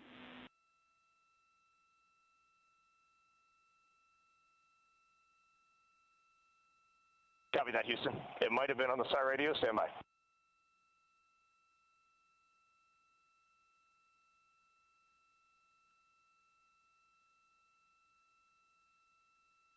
All of the milestones were executed in perfect fashion. Integrity entering the Earth's atmosphere right on time, reaching its peak speed shortly after a blackout period began. We emerged from the blackout period, but the recovery imagery airborne assets were able to pick up Integrity's descent almost immediately through entry interface. tracking the vehicle all the way down. And finally, you saw the sequence of chute deployments. First, the forward bay cover being pulled off the top of the vehicle by a series of 3 parachutes. Then the drogue chutes were deployed, followed by the 3 main chutes that slowed the splashdown velocity of Integrity to just 19 miles an hour.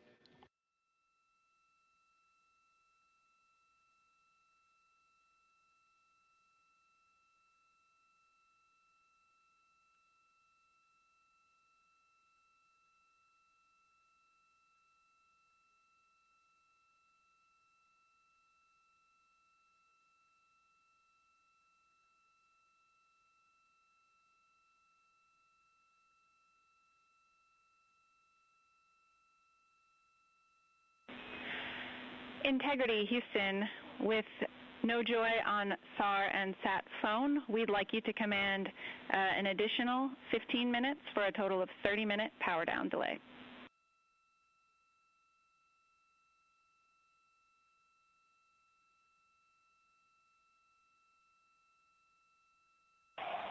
All right, Jackie, we have selected T/D+30. No joy on SAR radio or sat phone.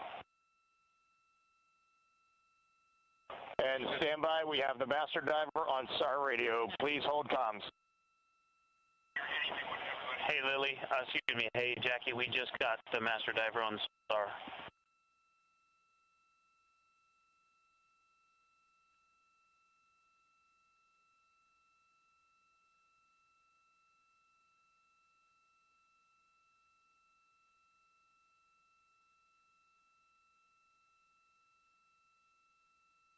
A good view of one of the fast boats. Integrity, Houston, if you are happy with your comm with master diver, you can go back to the 15-minute power down.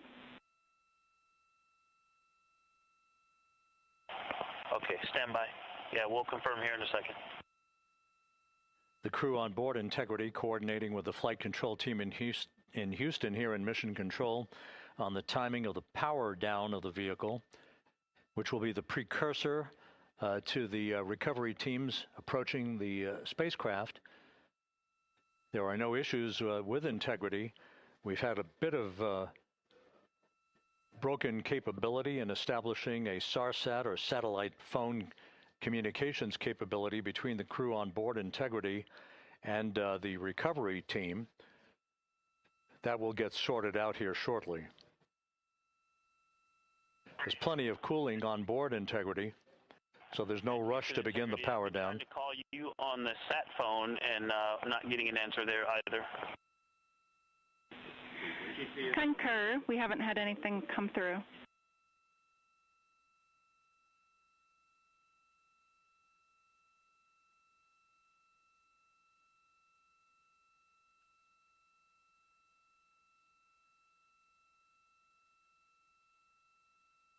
And Houston, if you could relay to recovery that we hear them, but it does not appear as though they are hearing us.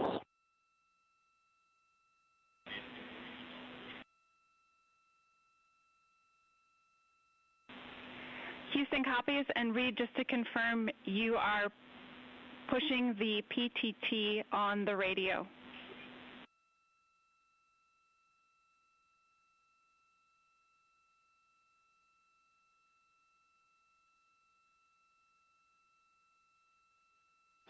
So as we continue to sort out the communications between Integrity and the recovery teams, we are standing by for the initiation of the power down procedures that, as you see, the recovery teams are moving towards the side of the capsule.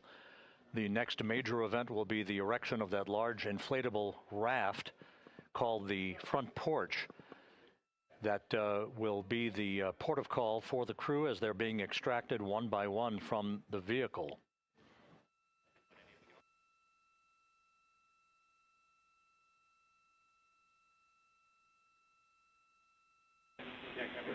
Integrity, Houston, for sat phone, we are going to attempt to call you.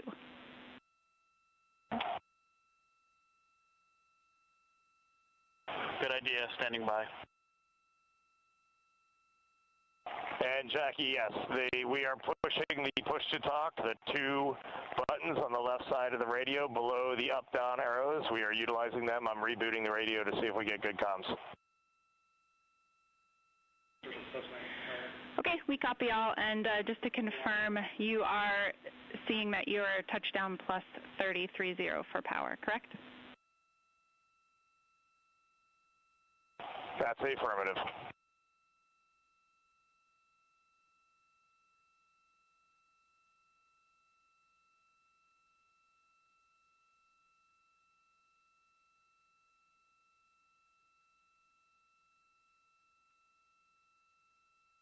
We are trying a backdoor approach to have Mission Control here call the crew on their satellite phone.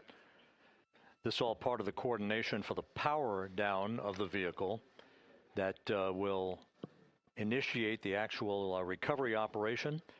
The first boats with the Navy divers on board are standing by, waiting to close in on Integrity to begin the process of erecting the large inflatable raft. That's called the front porch. That will be where the astronauts are extracted from so that they can have a few minutes to get their land legs back before they're hoisted aboard the Navy helicopters for the flight back to the deck of the USS John P. Murtha.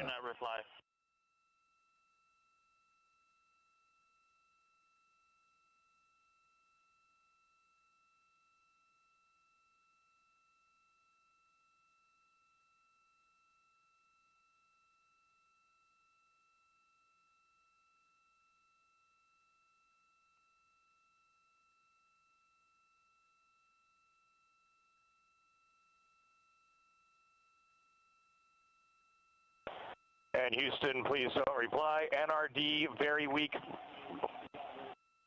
but readable. Master Diver, we can hear, but they cannot hear us.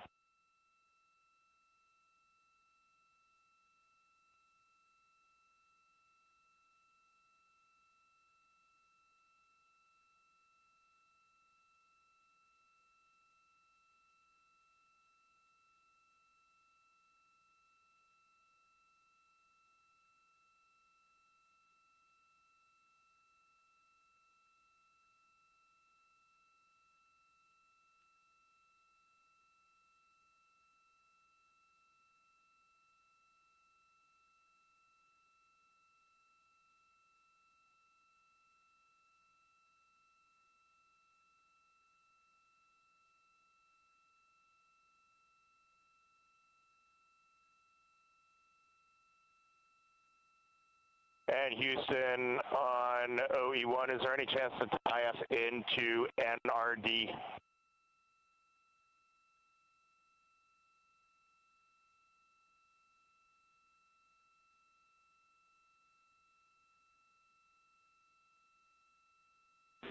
Checking.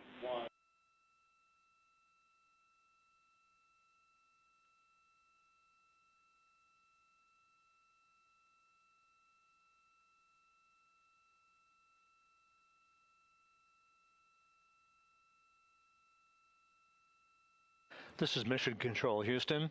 While we stand by for the establishment of communications between Integrity and the recovery team that is basically standing by very close to the spacecraft, we're going to go to the deck of the USS John P. Murtha, where Megan Cruz is standing by with Administrator Jared Isaacman.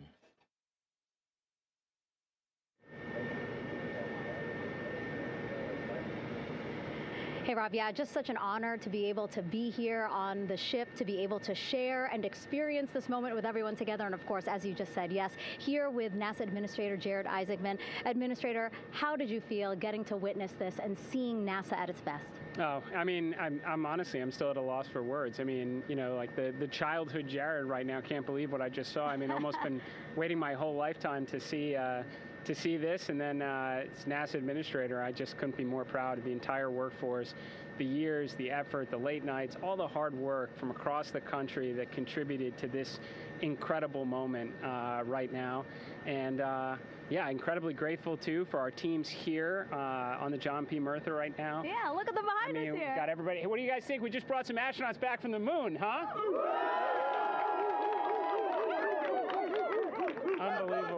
Thank you. Yeah, so grateful to the Navy, the sailors that are here, the NASA teams. I mean, this is a joint effort that's on their way right now. These recovery forces are getting out to our Orion spacecraft, to Integrity, to get our astronauts back on the ship safely. Yeah, and this is not just an accomplishment for NASA. This is an accomplishment for humanity. Again, a historic mission to the moon and back. How does this make you feel, and what do you hope people take away from this? Well, I'll tell you, I think about the crew members that we've all had an opportunity to observe over the last 10 days, right? I mean, they're absolutely professional astronauts. I mean, wonderful communicators, almost poets. But then I think these were the ambassadors from humanity to the stars that we sent out there right now. And I can't imagine a better crew than the Artemis II crew that just completed a perfect mission right now. So yes, it's a huge moment for everybody, right? I mean, we are back in the business of sending astronauts to the moon, bringing them back safely, and to set up for a series more. I mean, this is not a once in a lifetime, which you hear sometimes around here. It's like, this was a once in a lifetime. No, it's not. This is just the beginning. We are going to get back into doing this with frequency, sending missions to the moon until we land on it in 2028 and start building our base. Yeah, are we going to build on the momentum for Artemis 3? I mean, it's just around the corner. Absolutely. So, I mean, that's, part of me too. Like, I can't wait to get the crew off of Integrity right now, but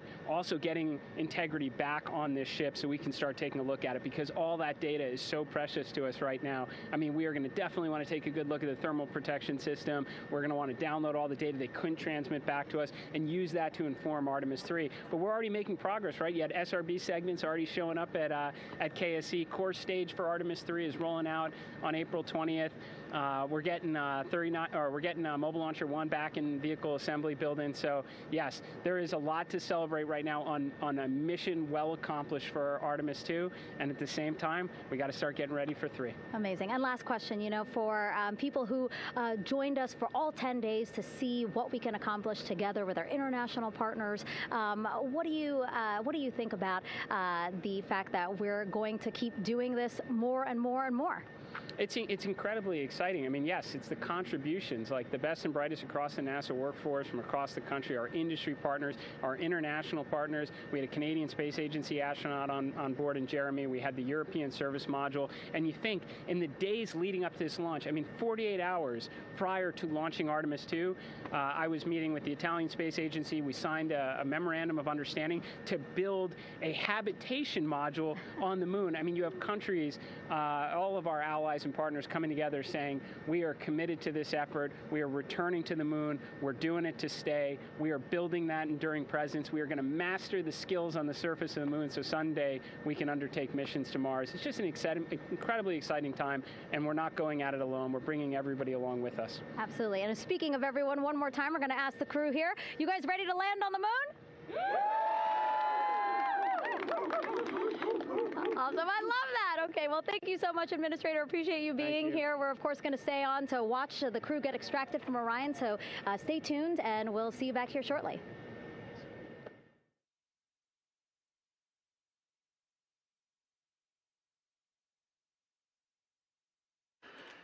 Thank you, Megan, and thank you, Administrator Isaacman. We are in the process of working to establish that communications link and to establish the procedures that will lead to the power down of the spacecraft, which is gently bobbing in the Pacific following a bullseye touchdown that occurred at 7:07 p.m. Central Time, 5:07 p.m. Pacific Time, 2.5 hours before sunset in the Pacific, southwest of San Diego. We have once again heard from the crew during that interview opportunity with the administrator, and we have 4 healthy crew members on board.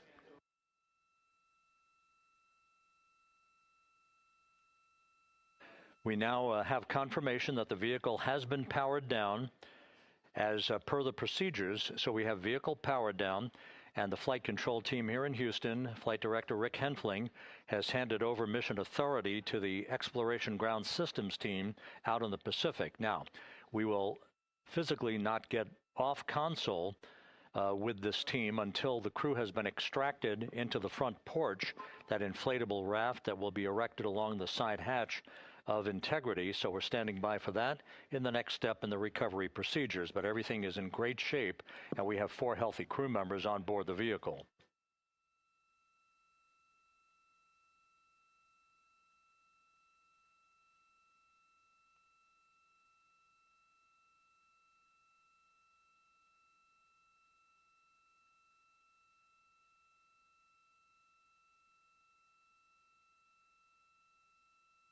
All of the entry events went by the book, no issues, perfect trajectory for integrity that was culminated with one final raise burn to improve the angle of attack for the vehicle as it entered the Earth's atmosphere. All of that flight dynamics computation worked like a charm.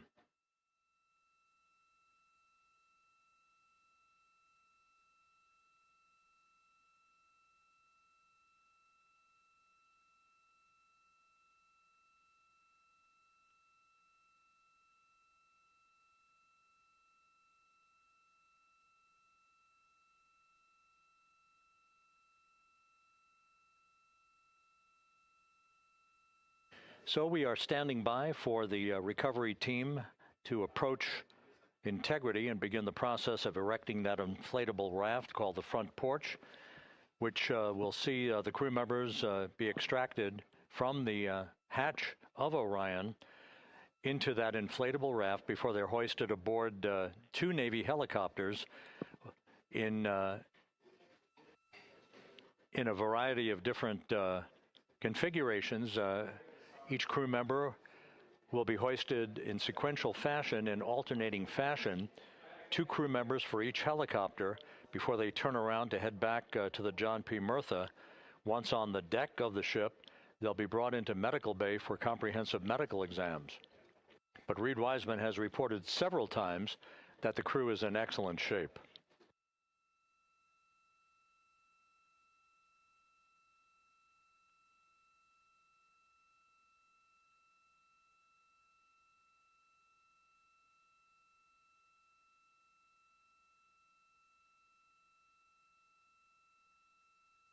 So just to recap, it has been some 26.5 minutes since the splashdown of Integrity in the Pacific.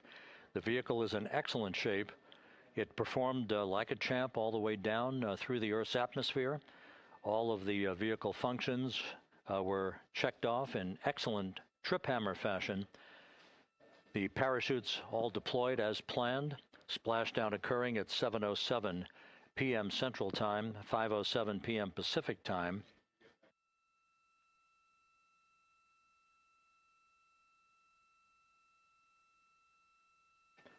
And after a bit of a tussle to try to establish a communications link with the recovery team, we were finally able to run through the procedures for the powering down of the vehicle. We've handed over mission authority to the Exploration Ground Systems folks out in the Pacific, and the recovery team will be approaching the vehicle shortly to erect the inflatable raft called the front porch before opening the hatch to Integrity to bring the crew members onto that raft before they're hoisted onto two Navy helicopters, two crew members for each helicopter, before they're flown back to the deck of the USS John P. Murtha.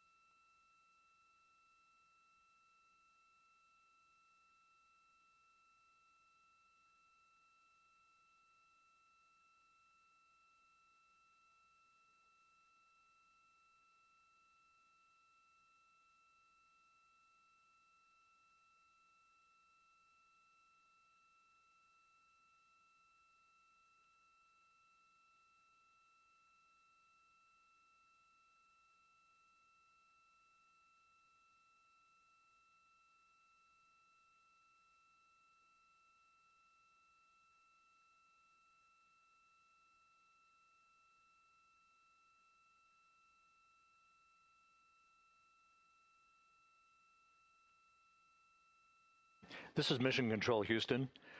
After talking to the flight dynamics folks, we have a bit of a refinement on the splashdown time for you.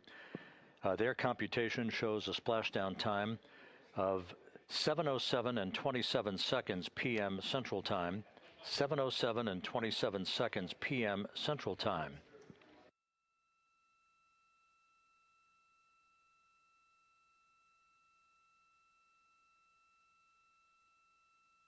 That would equate to a mission elapsed time of 9 days, 1 hour, 32 minutes, and 15 seconds.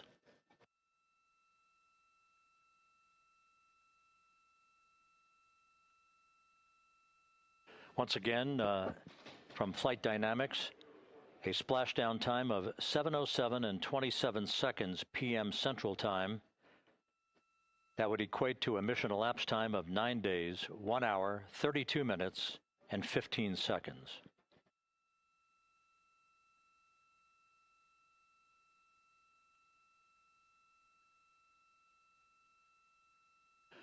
Reports from the Pacific indicate that the recovery team, in communications with the crew aboard Integrity, that the crew remains in excellent shape as they await the approach of the team for a final hazard gas evaluation before they move to the side of the vehicle to erect the inflatable life raft called the front porch.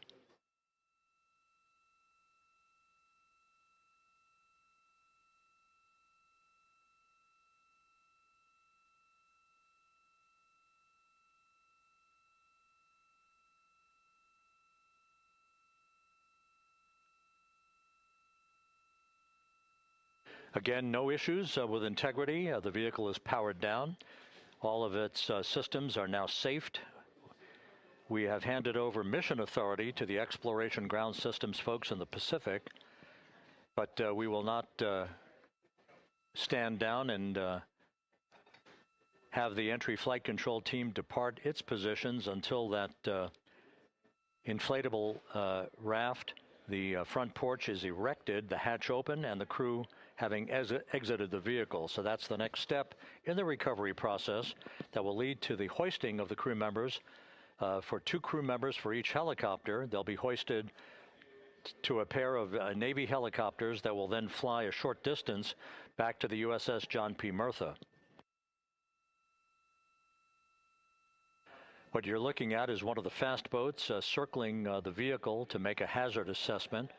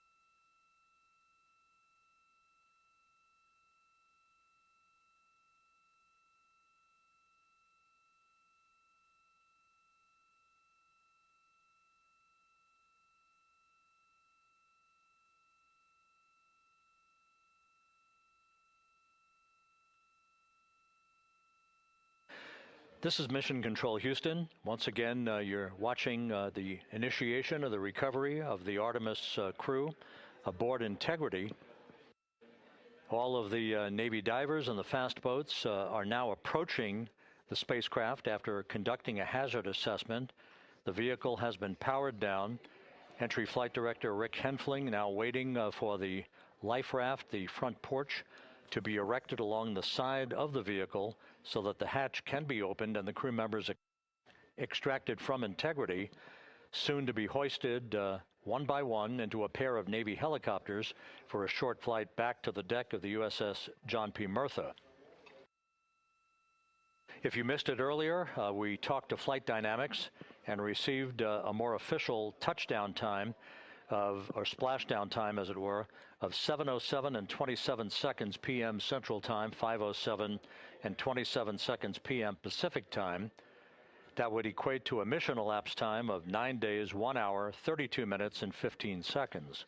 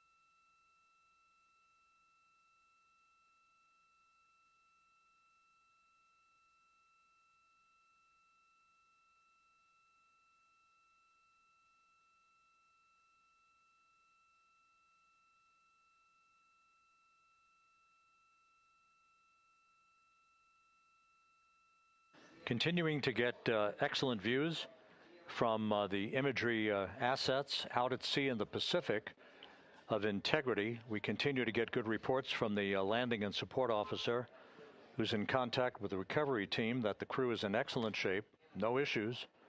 They're just currently biding their time, waiting for the front porch to be erected.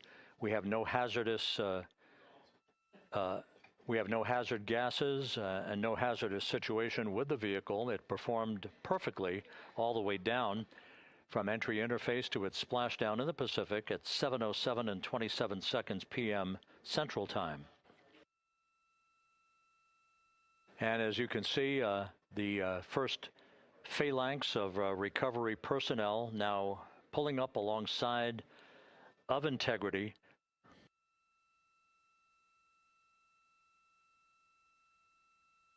This includes Navy divers, a Navy flight surgeon, and other recovery personnel who have trained for several years for this recovery process.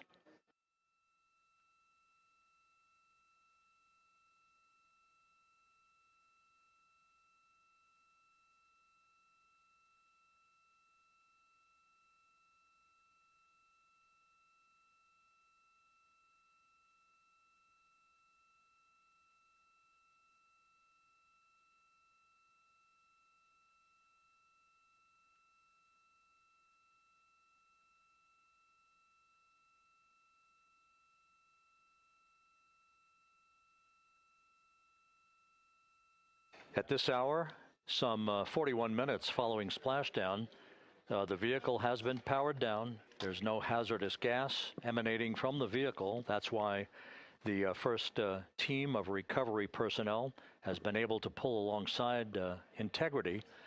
And the reports continue to come in that the 4 astronauts are in excellent shape.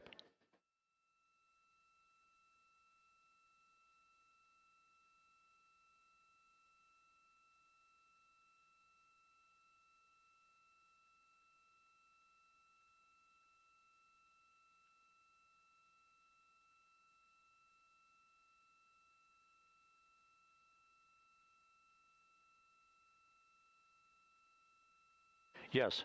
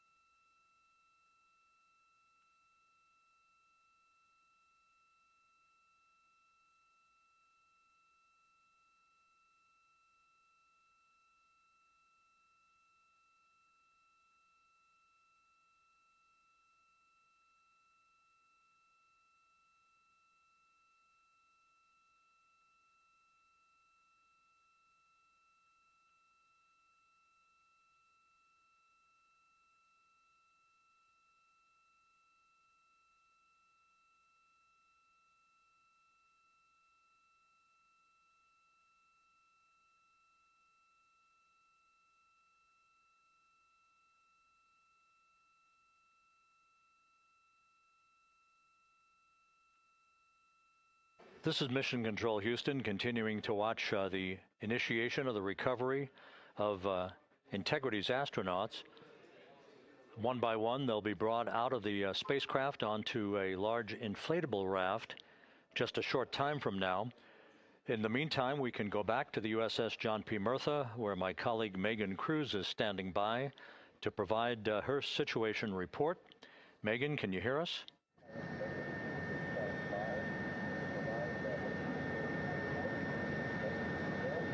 Hey, Rob. Yes, I can hear you. Thank you. Yeah, we're back here on the bow of the recovery ship where there are still plenty of people peering out into the water. We are not very far from the action everyone is seeing on their screen now. The Orion spacecraft, Integrity, in the ocean, surrounded by a number of recovery boats.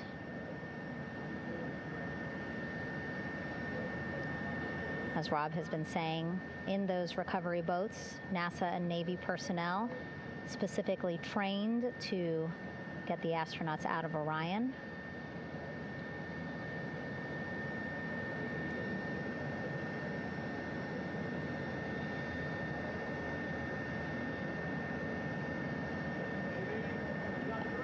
In some of our wide shots, you can probably see that there are 6 boats out in the water. More than 40 people out in the water right now on those boats.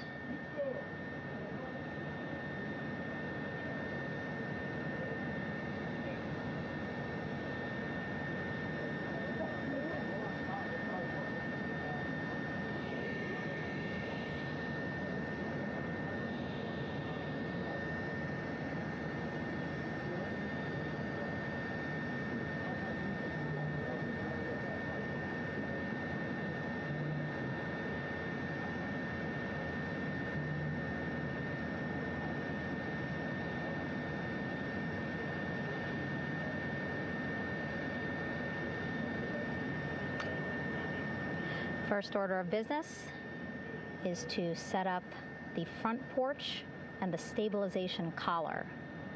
You might also hear it referred to as a stab collar. Basically just to make sure that Orion stays upright, doesn't sway in the water too much, again, to make it easier for recovery forces to get the astronauts out.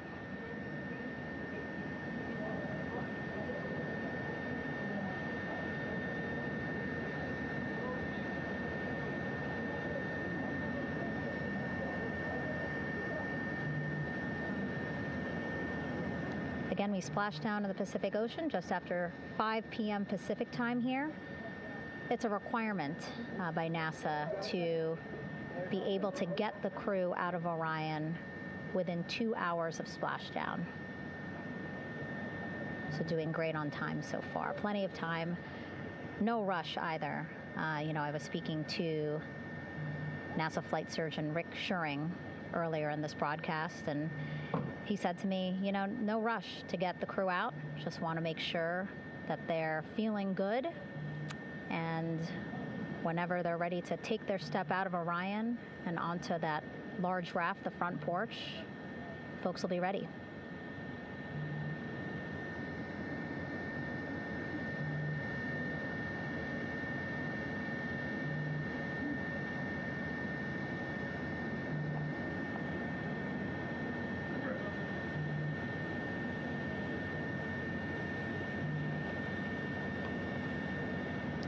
And as there are mission audio loops in Mission Control in Houston, there is a mission audio loop here on the ship, and it was just reported out that the side hatch is open. Side hatch of integrity is open.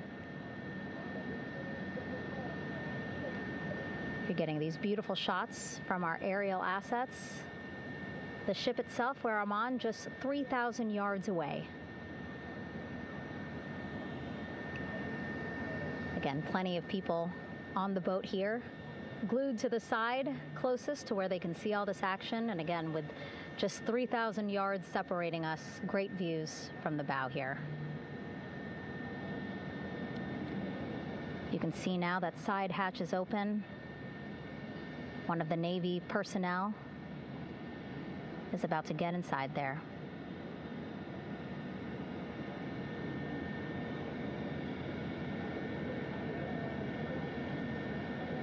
In they go. In total, 4 will go into Orion. So it'll be a little bit of a tight squeeze, but the goal is to have a recovery personnel with each astronaut assessing them.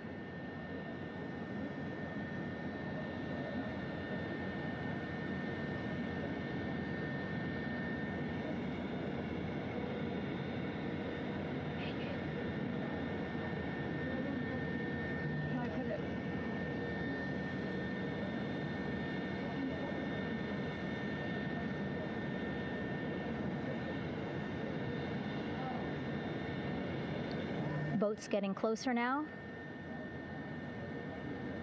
Again, that one that's right up against Orion, those are the divers that will go in to the spacecraft to check on each of the astronauts. These other boats will begin doing a number of things, putting on that stabilization collar onto Orion, building that front porch. Eventually, they will retrieve the parachutes, as well as tow Orion back to the well deck of the recovery ship here.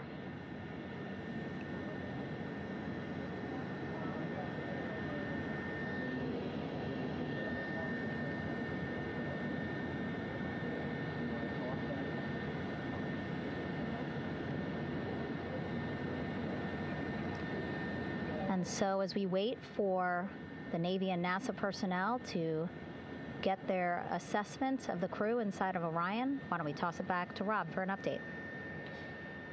Yeah, thank you, Megan. Here in Mission Control, Flight Director Rick Henfling and the entry team of flight controllers still on duty. The vehicle has been powered down for some time now. There are no hazardous gases emanating from integrity. That, of course, allowed the recovery personnel to approach the vehicle and then open the hatch to begin the initial medical assessment of the crew, as you just indicated. Now we're standing by for the erection of that inflatable raft, the front porch, alongside of the vehicle. That will enable the crew to be extracted one by one onto the raft, have a moment or two to get their land legs back before they're hoisted into two hovering Navy helicopters, 2 crew members for each helicopter, for a short flight back to the deck of the USS John P. Murtha.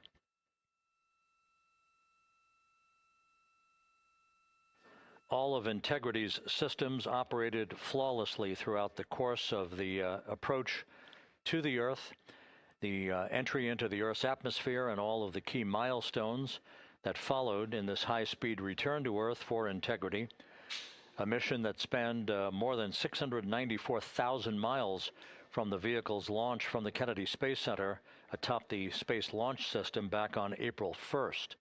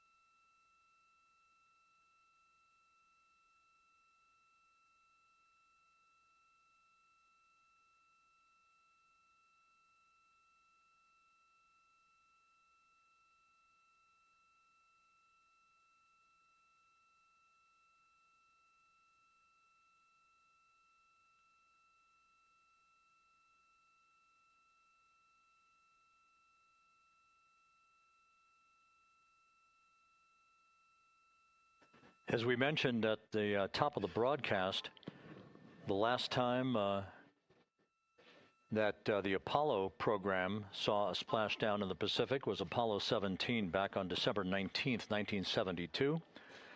So for the first time in some 53 and a half years, we have reenacted that with the arrival of Integrity's astronauts as they flew around the moon in that historic lunar flyby that began with a trans-lunar injection burn that took them out of Earth orbit following 24 hours of a high Earth orbit trajectory. The high Earth orbit trajectory enabled flight controllers here to have a full 24 hours to evaluate the systems on Integrity and the condition of the crew before they would commit to flying to the moon.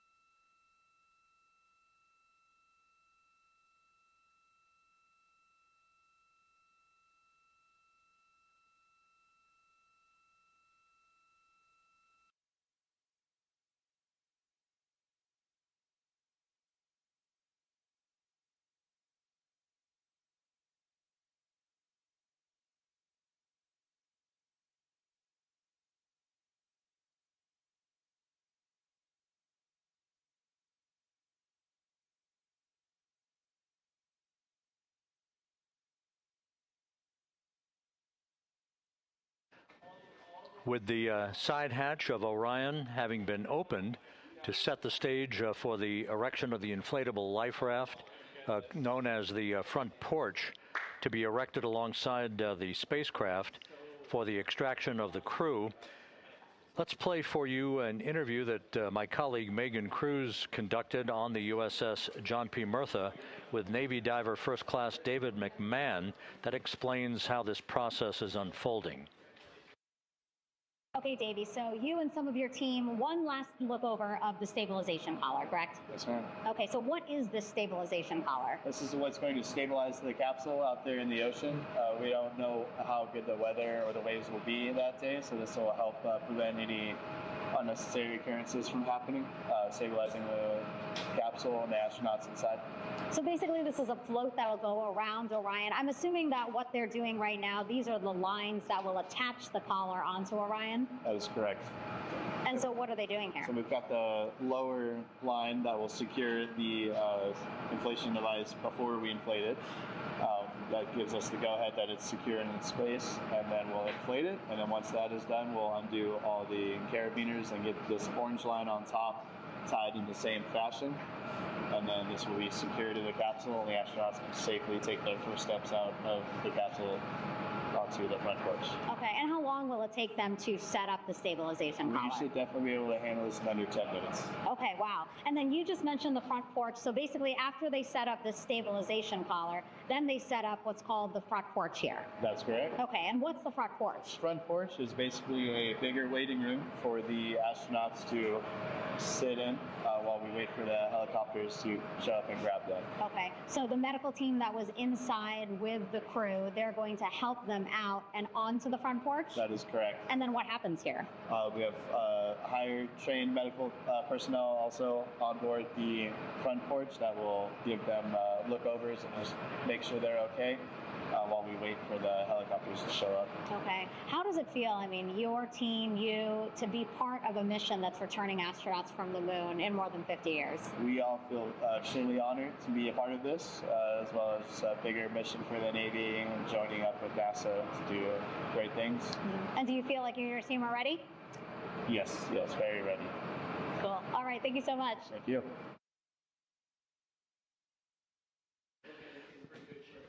Once again, the recovery operations are continuing out in the Pacific. We shortly should see that life raft, the front porch, erected alongside the side hatch of the vehicle.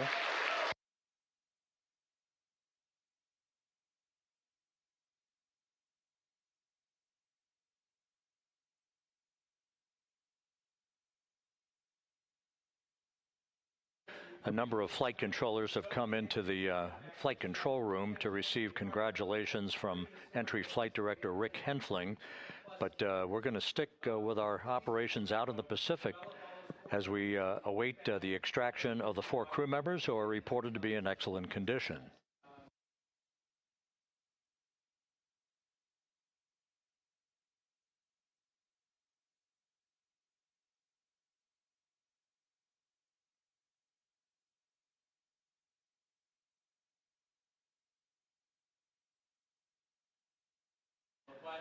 Again, while we stand by for that front porch to be erected alongside of the side hatch of the vehicle, let's go back to the USS John P. Murtha and Megan Cruz. Megan?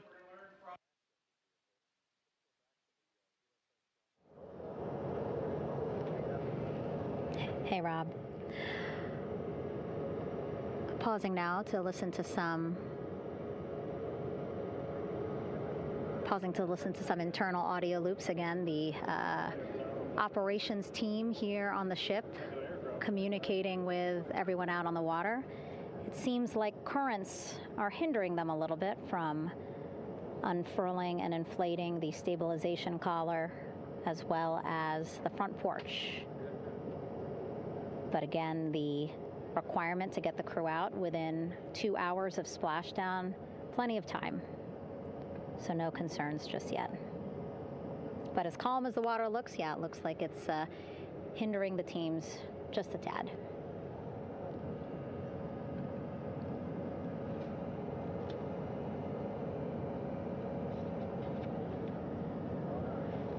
You can see in some of our shots that side hatch still open.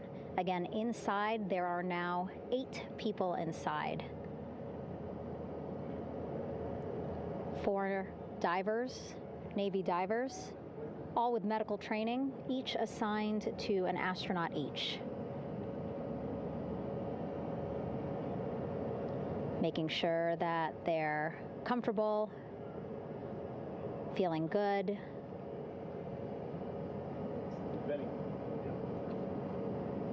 As you've heard us say in the broadcast, you know, they expect a little bit of discomfort. Again, these astronauts just traveled back to Earth at 25,000 miles an hour, a nearly 695,000 mile journey around the moon.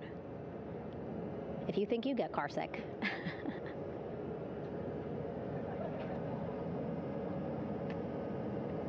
Again, 6 boats out there, lots of gear with them, just in case, right?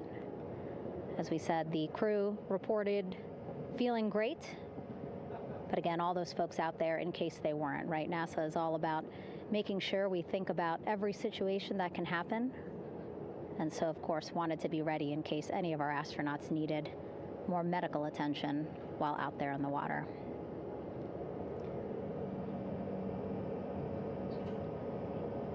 You see now teams, again, trying to set up the stabilization collar and front porch for the crew to get out of Orion.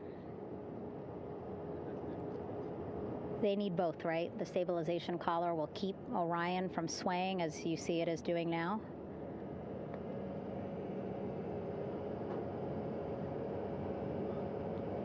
And then they will connect the front porch to the stabilization collar so that the crew can take 2 steps and they will be in the front porch.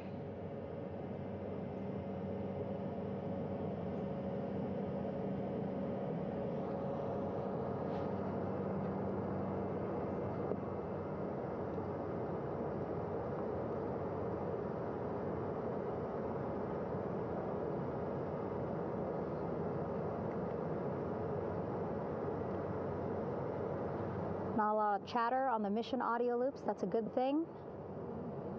Again, things proceeding pretty nominally, even if they're fighting some currents out there on the Pacific Ocean.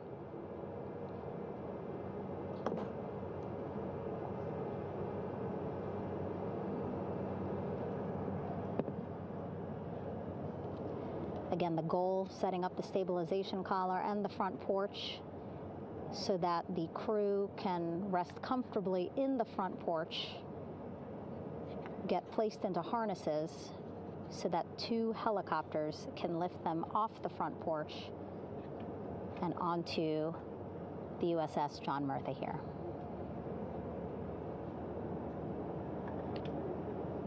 The helicopters are going to take turns picking up an astronaut.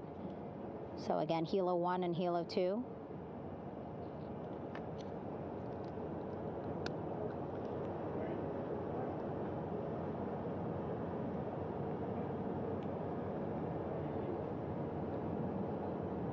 Okay, and the recovery team here on the ship just got a report from the undersea medical officer who is inside the capsule with the crew. He is reporting all 4 members are green. All of our 4 astronauts, Reed, Victor, Christina, Jeremy, green, meaning they are feeling great, not the complexion of their skin. They are feeling great, happy to be home, and ready to be extracted as soon as possible.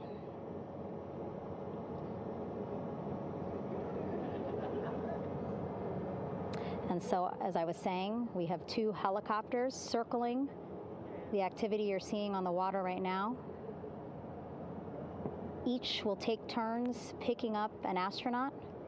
So Helo 1 will come on in, hover above the front porch, about 40 feet above the front porch. A Navy recovery specialist will be hoisted down into the front porch. The restricted maneuvering doctrine is in effect. We'll connect to the first astronaut, which we're expecting to be Christina. And then Helo 2 comes around, picks up Jeremy, while Helo 1 stays above head, and then Helo 1 will come back in for another astronaut, and then Helo 2 for the last astronaut, and then back to the flight deck here on the recovery ship.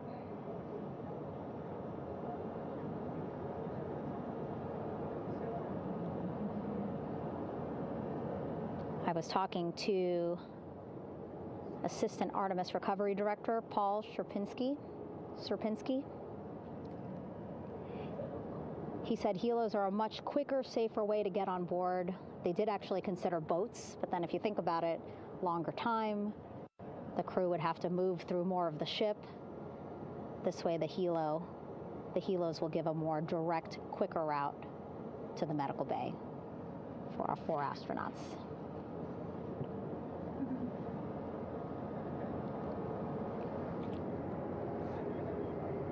Beautiful shots from our aerial and imagery teams.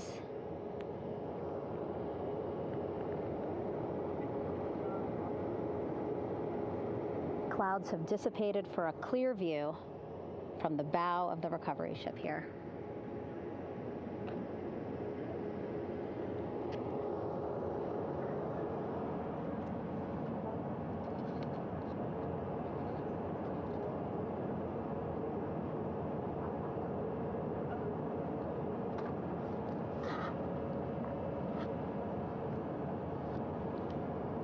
You can still see divers in the water there. Encircling Orion, that is that stabilization collar we've been telling you about. As you saw in that interview just a few minutes ago, they have to first connect it to Orion, and then once it's secured onto Orion, they can inflate it, and then they'll further secure it with other harnesses and lines.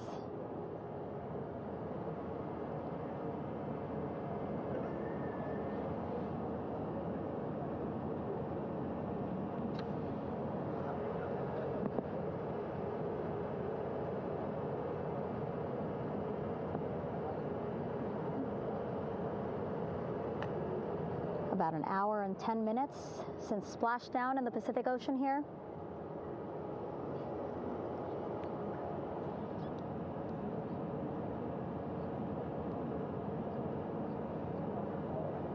Reed, Victor, Christina, and Jeremy back home after a history-making mission to the moon and back.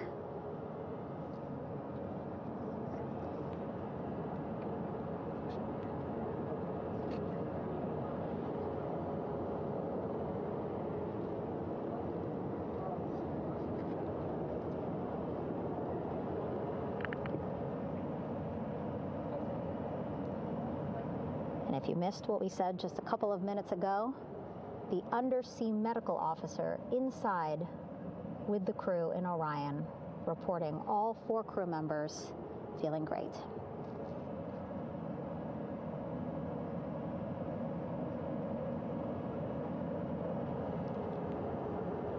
Progress being made there on the stabilization collar. It looks like they are beginning to inflate it.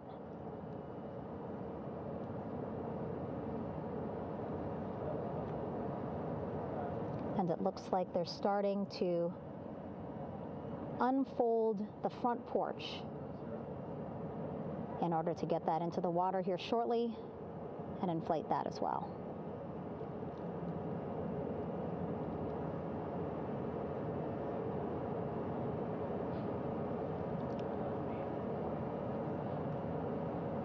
Again, more than 40 people out in the water right now. And those Navy and NASA personnel have been in the water for now about 4 hours.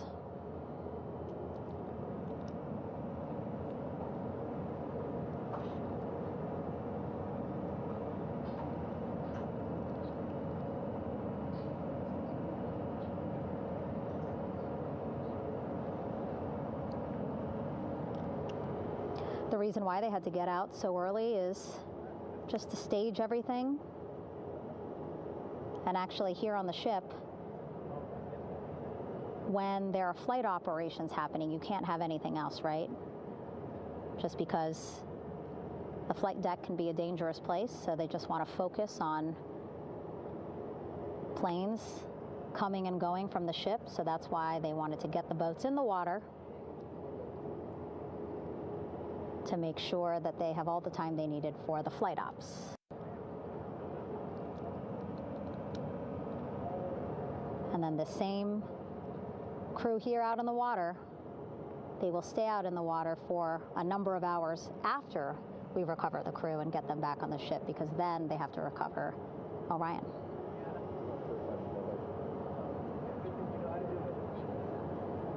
All right, that stabilization collar looking good around Orion.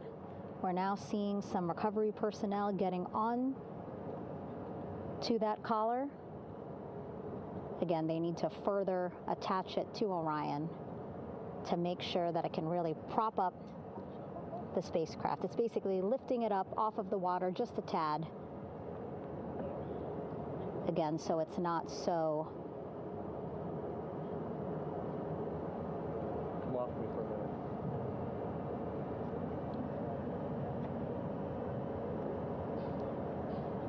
so it doesn't sway so much in the water there.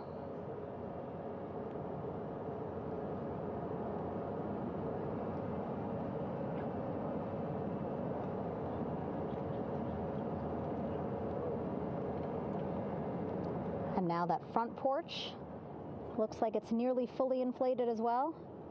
You can see a much larger surface area.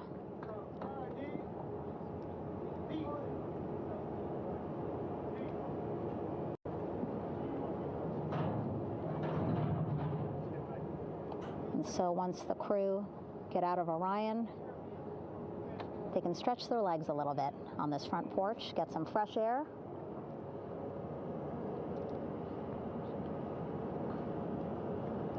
And enjoy this beautiful day here on their home planet.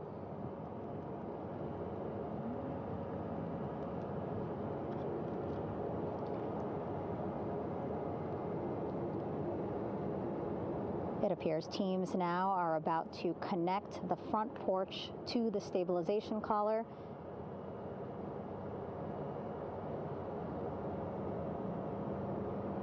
And at that point, when both are secure, we should soon see astronauts come out of Orion.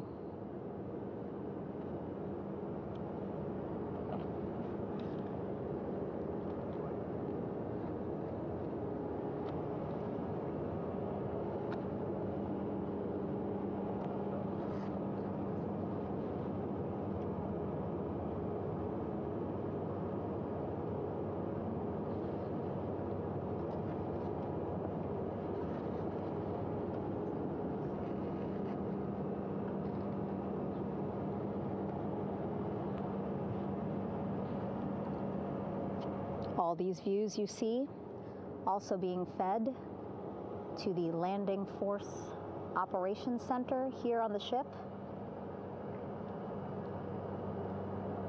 Of course, it is very important for our recovery teams leading the mission to have all the views that you're seeing as well. Again, listening to their communication loop here on the ship. Very quiet, which is a good thing. It means things are going pretty nominally, meaning as expected.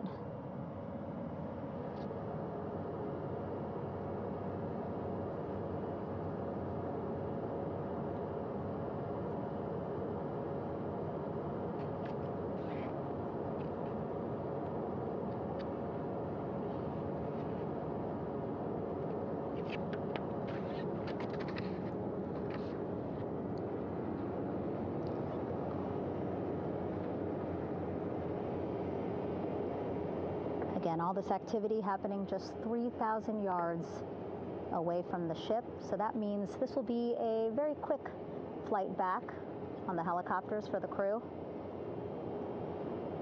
2-3 minutes, and then they'll be back here on the ship. I know.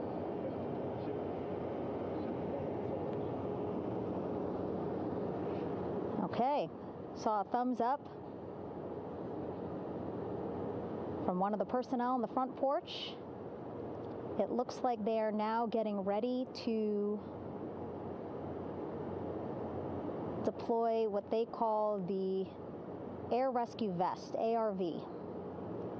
And so this is the harness that each crew member will get into in order to be hoisted into the helicopters. Again, those helicopters hovering just about 40 feet above the front porch when they're ready to pick up each crew member.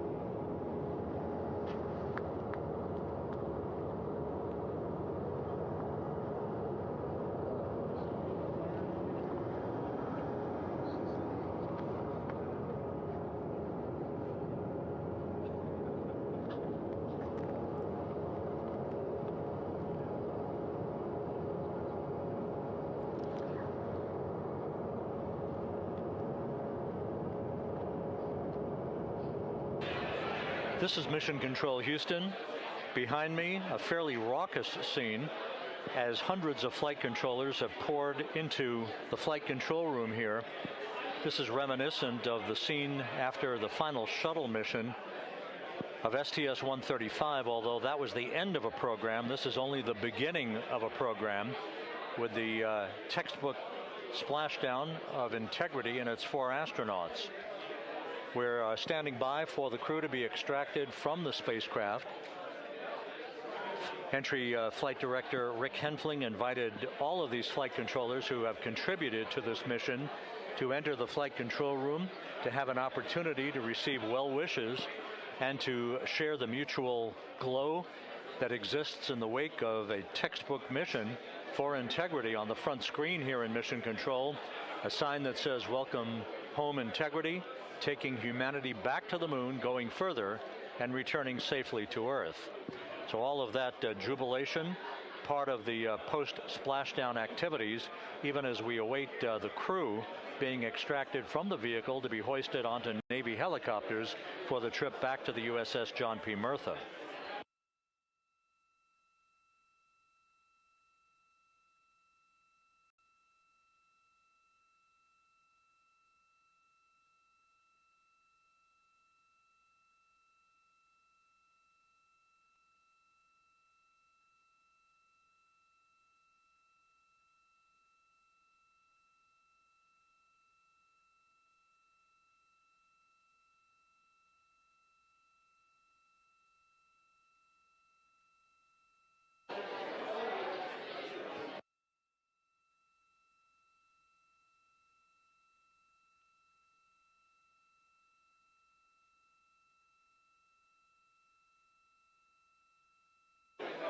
Once again here in Mission Control, this view of the Artemis Flight Control Room, known as the White Flight Control Room. This is the old shuttle flight control room, and now is the home of Artemis missions to the moon and beyond.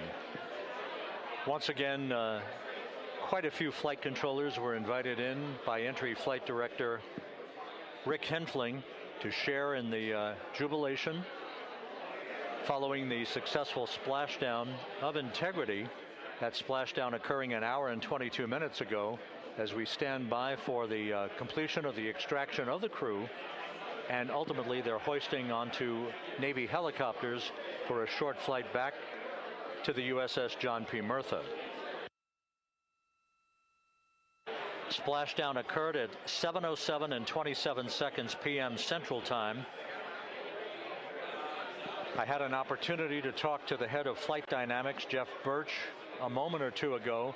He said the trajectory of Integrity coming through the Earth's atmosphere was so precise, they've never seen anything line up on a ground track like today's entry by Integrity for its splashdown southwest of San Diego.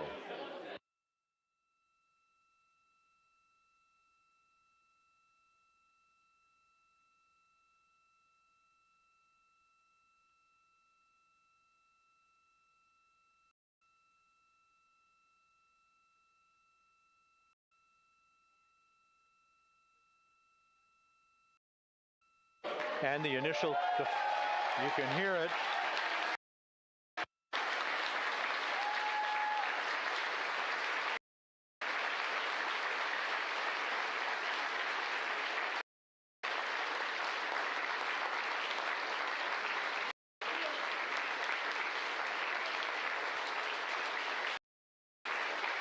Jubilation here in the flight control room. The first crew member is out of Integrity.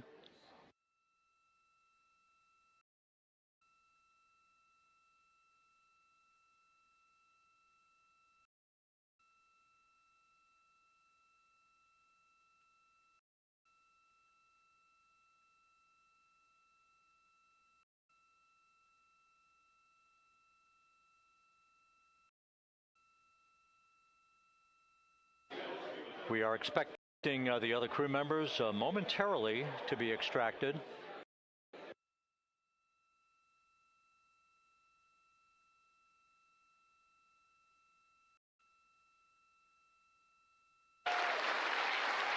We now have 2 crew members out.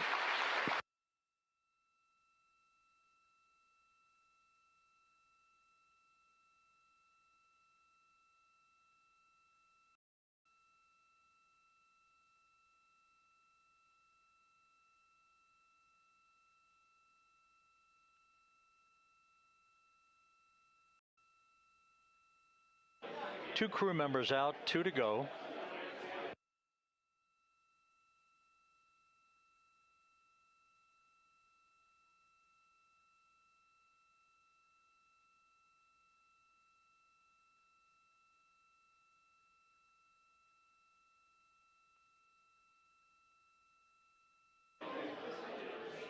We're about 1 hour from sunset out in the Pacific. Everything continues to go well.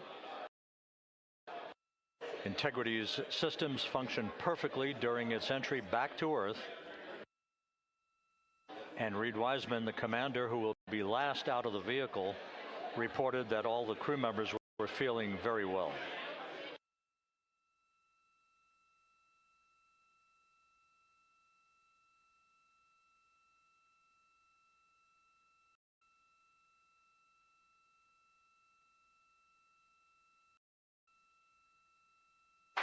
Crew member number 3 now out.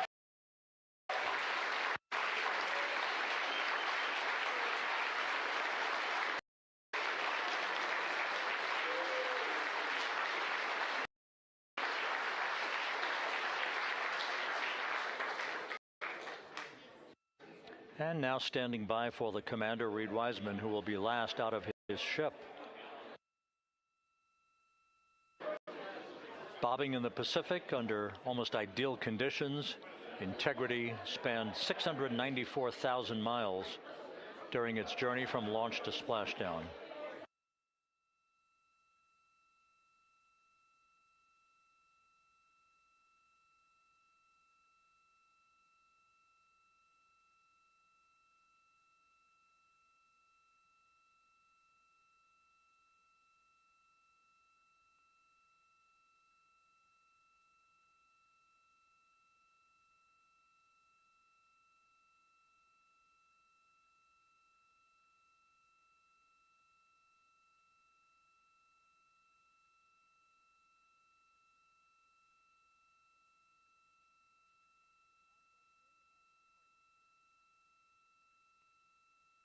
And we now have Reed Wiseman out of the vehicle, all 4 crew members now out of Integrity.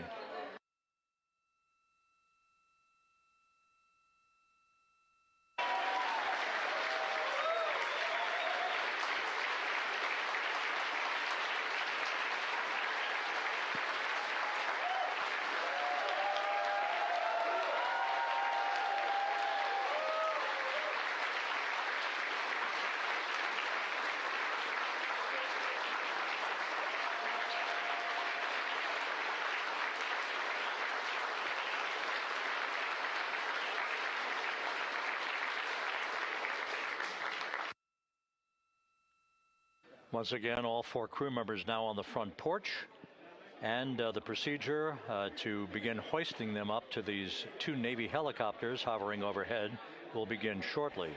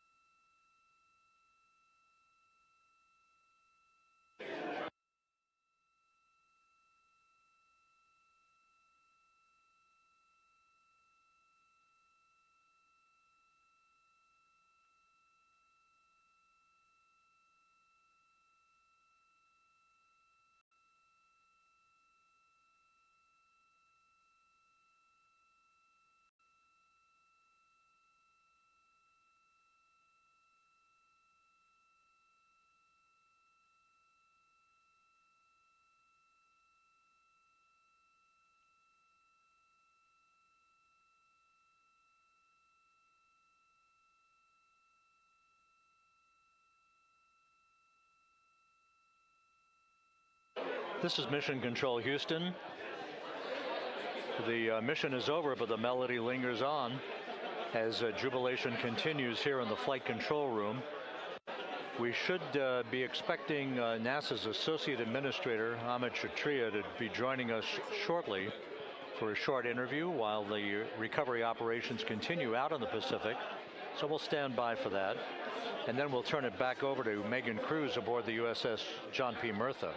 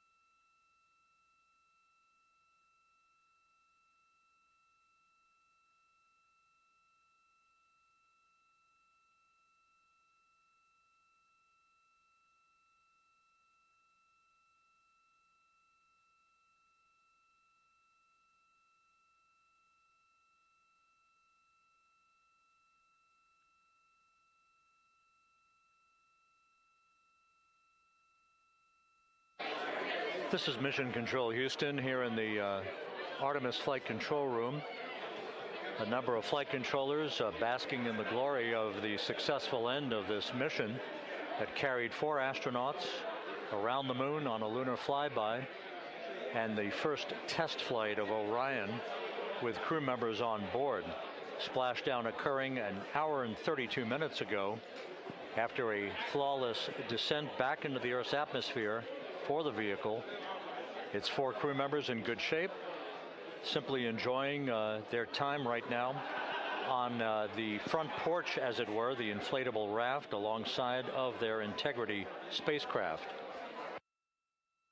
We're expecting Amit Kshatriya, the NASA Associate Administrator, to join us here momentarily for a brief interview. before we turn it back over to Megan Cruz aboard the USS John P. Murtha, the recovery ship.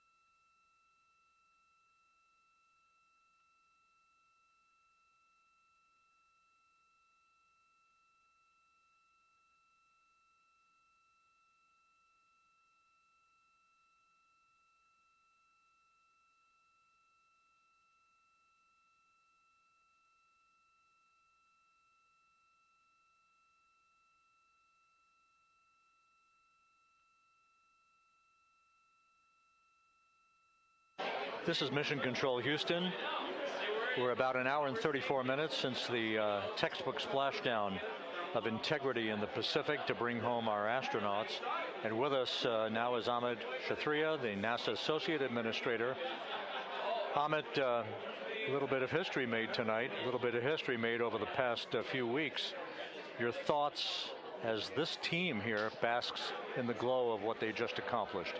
Yeah, Rob, we're here in the control center, and it's kind of overrun with jubilant folks in the Mission Control Houston, as well as engineering, and folks that just want to be here, part of it, as we watch our crew get extracted from the vehicle. And, you know, my thought is always, always, always about these teams, the team that's in the water right now, pulling the crew out, the team here in Houston that worked so hard over the last 10 days, no sleep to get this done. You know, we still have some work to do to get the crew to the med bay here on the ship. They all look great coming out, so hopefully that won't be too long. You know, I think we saw the administrator on the boat too, giving his thanks to the Navy team on the Murtha, which they're just an incredible group of sailors. I was able to visit with them a couple weeks ago. And then if you pull it all the way back to the workers and the folks that joined the rocket at Michoud, that made the heat shield tiles, that held together tonight, that stacked the vehicle in Florida, that integrated the vehicle in Denver, that fired the engines in Stennis, that fired the boosters in Promontory. I mean, this is the entire team, coming together and being tested by the environment that this machine went through, and they did it right. The work was good. They did it right. You've said in a number of briefings, of course, and in other forums that this is just the first step. The cadence has to step up, as the administrator has indicated. Now, it's a little early for the full report card on how Integrity did, but did this mission ultimately, from your eyes view, exceed expectations?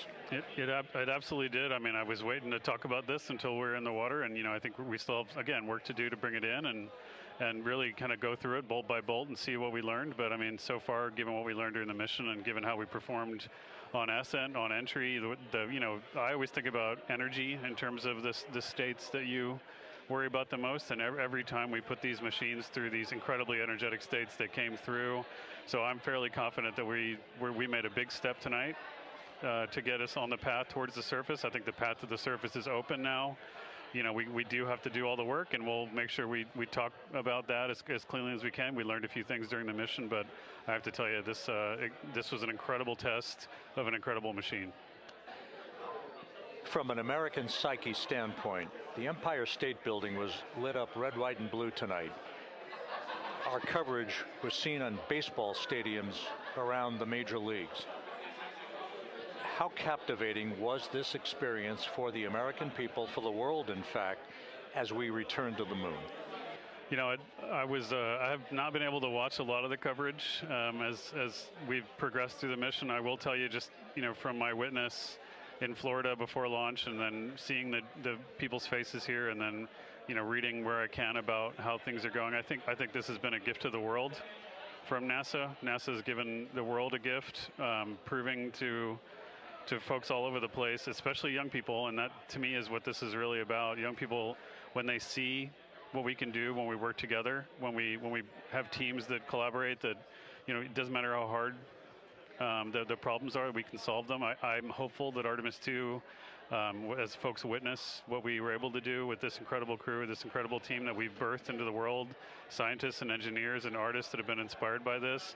And even if they don't come work in the program, which separately they should come work in the program because Lord knows we need the help, but even if they don't want to come work in the program, hopefully they grow up to recognize they can do amazing things when they work together and contribute to society and be good citizens and really change the way, the challenges that are coming in the world are overcomable if we work together like this. And one final question. Flying to the moon, we did it. We've done it again this past week and a half or so. But the engineering that went behind the design of this mission and the precision, the pinpoint precision of this vehicle entering that entry corridor, it's almost mind-boggling. Yeah, it is incredible when you think about the energies involved and the uncertainties involved. That when we inserted the vehicle into orbit, it was 99.2% down the middle. When we dropped the vehicle right on top of the fleet here, our guys knew exactly where to go, but the guidance was perfect. And it's interesting. I've got this question a lot over the last few weeks about, we did this before 53 years ago, and that I think it is a reasonable thing to contemplate, like what's gone on since then. And what I'd tell you is, when we did Apollo, which again, the more we learn about what they did, the more magical it seems what they were able to accomplish given the technology and the learnings that they had. But when we did Apollo, the architects of Apollo, Gilbert, Seaman, von Braun, Mueller, what they really, really wanted to do, as they were contemplating what it meant to expand our range of action to the lunar surface, what they wanted to do was learn how to live and work in space for a long time. They wanted to do that first before they were confident they could expand their range of action to the moon. Now, of course, the politics of the time and the mission at the time was different, and so they had to go straight to the moon and bring people home. And then after that, the program kind of lost its momentum. But after that, NASA kept moving along those paths, right? So we recognized during Apollo that reusability was going to be important. We spent a lot of money on those machines, and we spent a lot of money on these machines here. But we recognized that reusability was important, which is why we built a winged space plane called Space Shuttle, and then we used that reusable machine to build a space station. And we learned for 25 years how to live and work in space, and have been able to develop technologies that can enable exploration. So really, what I think is now, 53 years later, we're at the point where the architects of Apollo would have been pleased that we're now ready to actually go back to the moon and go back to stay, because we've learned all the things we needed to learn. There's a lot of people pleased here tonight, and we really thank you for joining us. Amit Kshatriya, NASA's Associate Administrator, as we begin to hoist the crew onto the helicopters to head back to the recovery ship. Thank you very much, and congratulations, Amit.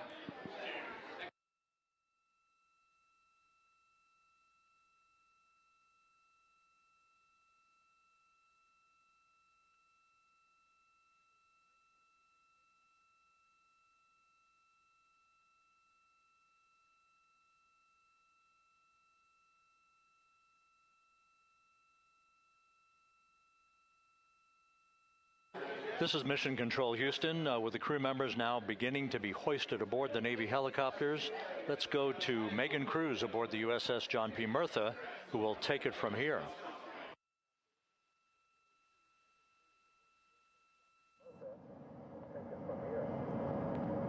Hey, Rob, yeah, back on the bow of the ship here, we are seeing the helicopters circling Orion, the first one there, having just completed picking up the first astronaut. Helo 2 now, hovering just 40 feet above the front porch, lowering a recovery specialist out of the helicopter. That person will touch down in the front porch just there.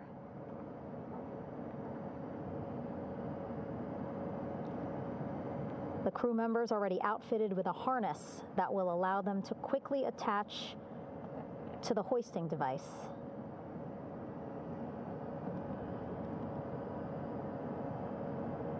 Look at the power of those blades throwing water out at the center there, the front porch, with now 3 astronauts and the recovery specialists. Again, crews already outfitted with a harness vest. And here we go. Second astronaut now off the front porch, getting hoisted into the second helicopter.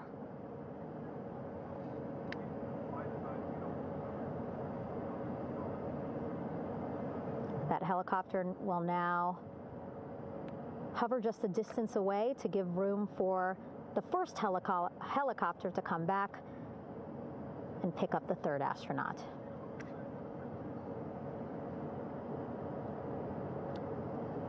As we wait for that helicopter to come back, make its way back around, just want to mention that the President of the United States called our NASA administrator today while he was on the ship, just minutes after we interviewed him live on our coverage, and congratulated him and NASA on this history-making moment tonight.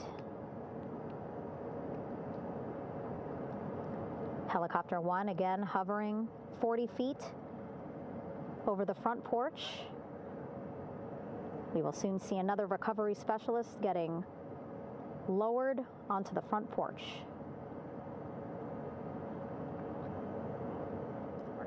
Wow, imagine sitting on that front porch, the wind, the water.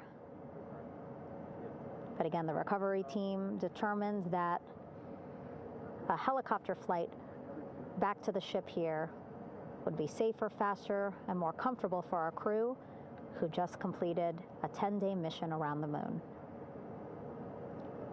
Third astronaut in the air, getting hoisted quickly back into the first helicopter now.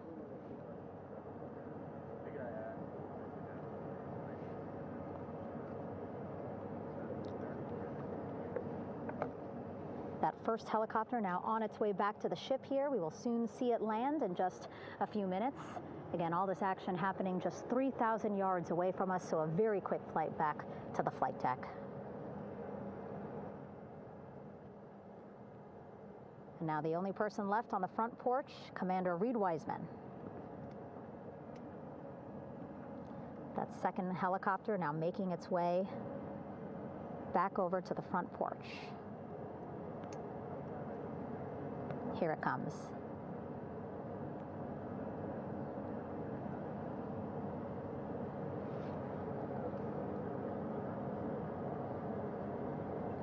Making its final approach here.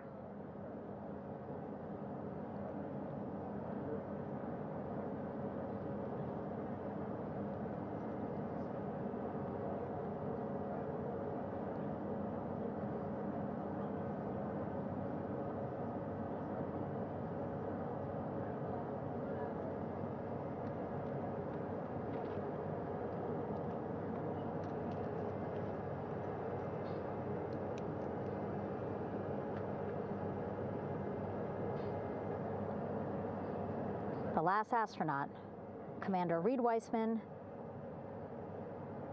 now off the front porch and almost into the second helicopter. Both now on their way back to the ship where we are, the USS John P. Murtha, just west of San Diego in the Pacific Ocean.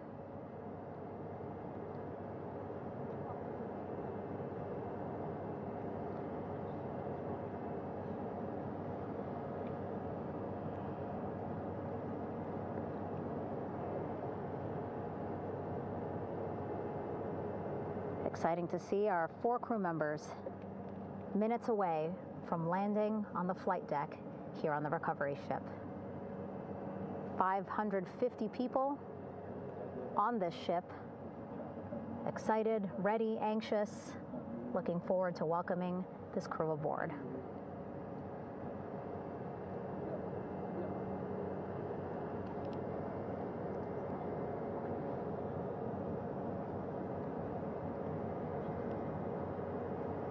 Watching them now with our own eyes.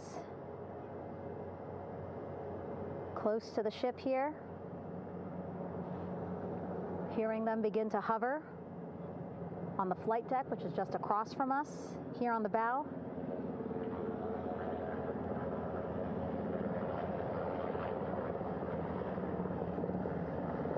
The first helicopter coming in.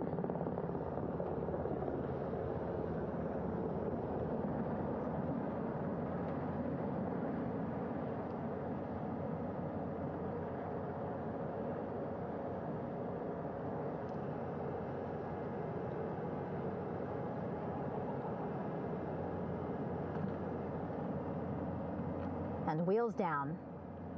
Wheels down of the first helicopter carrying 2 of our Artemis II crew. Pilot Victor Glover and mission specialist Christina Cook.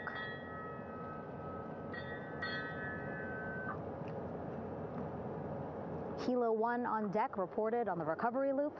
Again, the mission audio loops that the recovery team are using here to communicate with one another. And an announcement just made on the ship, integrity incoming. 2 more helicopters on their way to the flight deck, one carrying the crew, the other, one of our imagery helicopters. Again, kudos to our imagery and aerial teams for giving us these beautiful views of history in the making.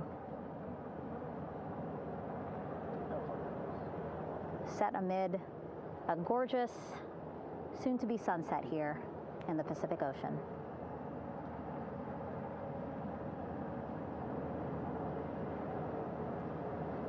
The second helicopter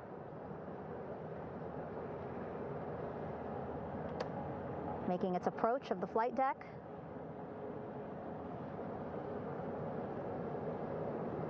Plenty of people here on the bow with their cell phones out, filming this moment.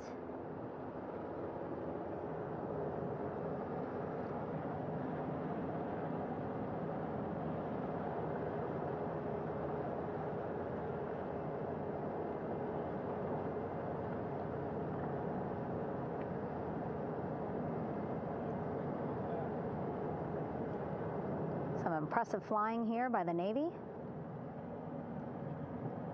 as we are seconds away from wheels down. And there you go. We now have all 4 Artemis II crew members on the USS John P. Murtha.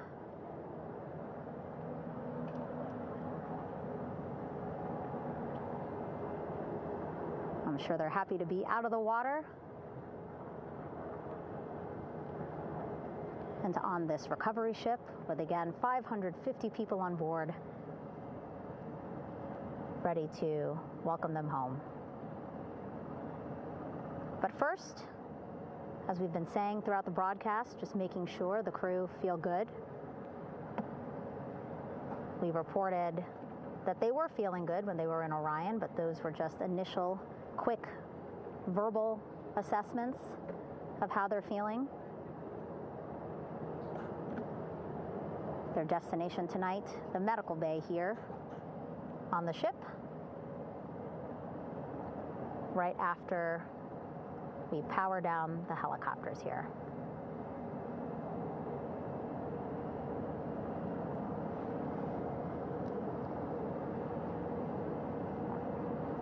The team on the flight deck working quickly but methodically.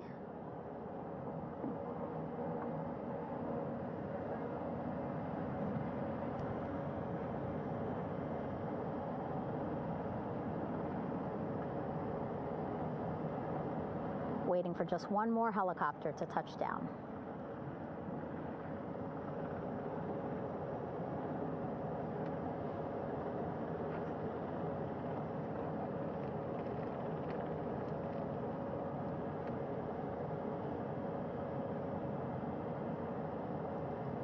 Very limited personnel here on the flight deck. Restricted maneuver doctrine is in effect. As that third helicopter touches down.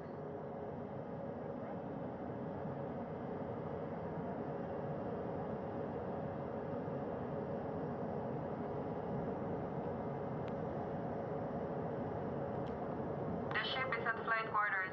Stand clear of weather decks, ACO frame 095, or no cover stop sign, thrown articles over the side, hold all trash and garbage on station. Flight quarters. While just a few folks on the flight deck itself, there are plenty more on some upper decks. I see in some of our views a very packed crowd overhead. Announcements being made over the ship's loudspeaker system, reminding folks to stay clear of operational areas like the flight deck, so that teams can work quickly to get the crew off of the helicopters and into the medical bay.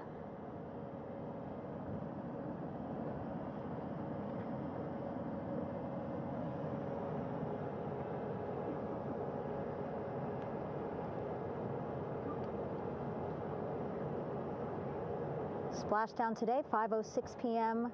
Pacific time. We are within 2 hours of that splashdown time, and already we have all 4 crew members on the flight deck of the USS John P. Murtha.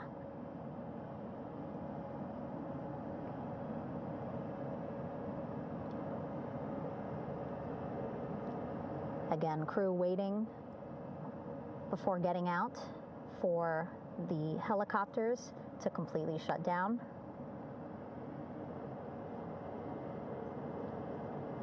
Safety, of course, very important to NASA and the U.S. military.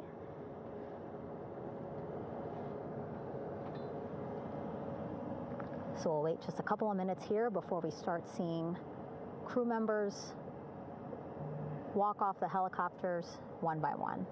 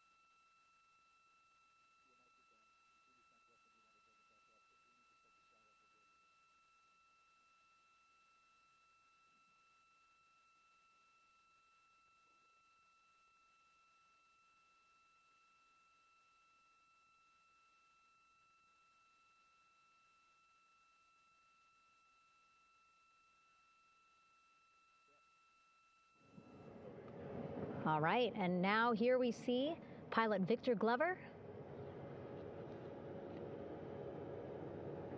and mission specialist Christina Cook sitting on the edge of one of the helicopters, looking in great spirits.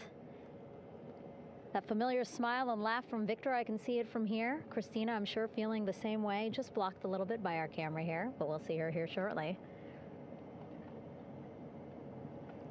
A photographer taking their pictures. Victor saluting folks on the flight deck. They look like they're in great spirits. Happy to be home, I'm sure.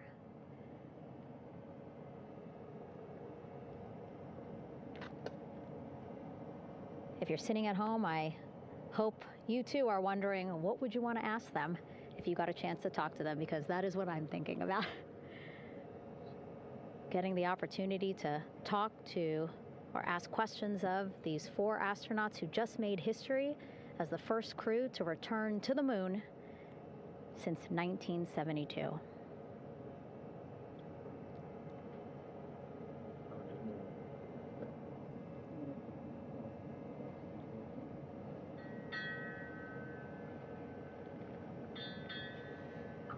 Oh, there we see Christina there, also smiling Finally peering out, waving at the cameras. Hello to you too, Christina, yes? Welcome back. Welcome, welcome home. A loudspeaker announcement on the ship saying, "Welcome home, Integrity."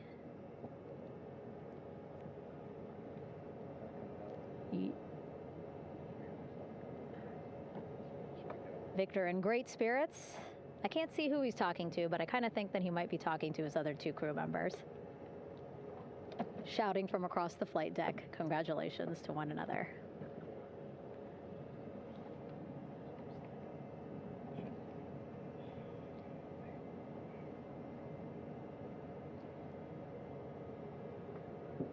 And so now we see some Navy personnel walking up to the helicopter. This is again the first helicopter carrying pilot Victor Glover and mission specialist Christina Cook. Both have taken off their helmets now.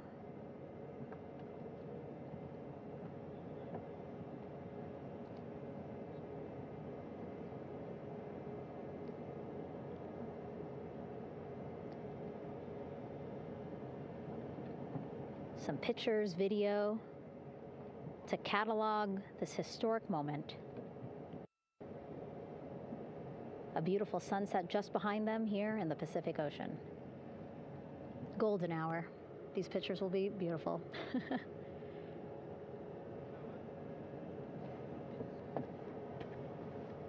Now we see NASA Administrator Jared Isaacman. He is on the flight deck, as well as Flight Surgeon Rick Schuring walking over to Victor and Christina first. We saw the administrator walk over to the other helicopter, which is carrying Commander Reed Weissman and Mission Specialist Jeremy Hansen. We heard from Rick earlier in the broadcast. Again, he said he's going to be out there on the flight deck to do another initial assessment of the crew, ask them how they're feeling,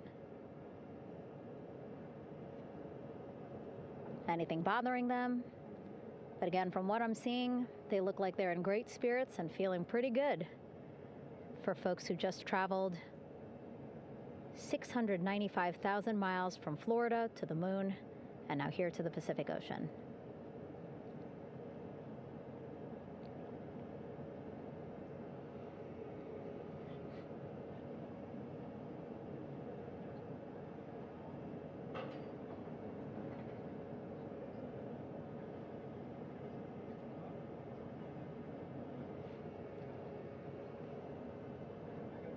We're now seeing NASA Administrator Jared Isaacman walking across the flight deck. He had been talking to Reed and Jeremy, now approaching Victor and Christina.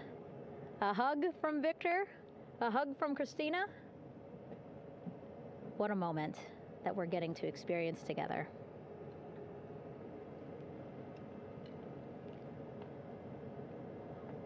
I'm sure congratulatory words. You know, we got to speak to the administrator live on this broadcast as well, and he said the kid in him right now, giddy, absolutely giddy at what we were able to accomplish today. Returning them home safely and in good spirits after a 10-day mission around the moon. And here we go. We're seeing Jeremy walking, waving across the flight deck, now on his way to the medical bay.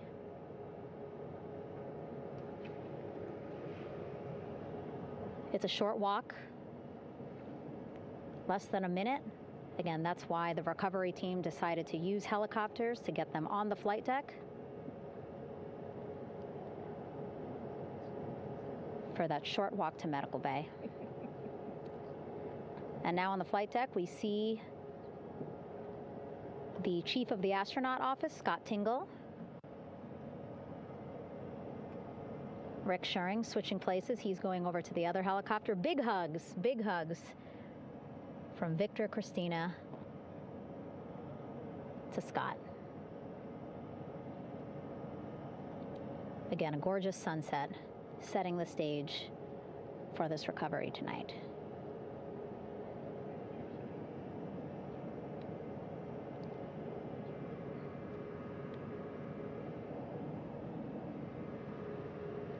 All right.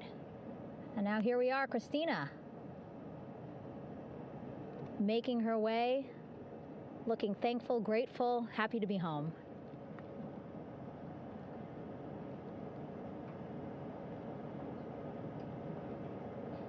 You can see she's looking up again. Lots of people, just a few levels up off the flight deck, welcoming her home.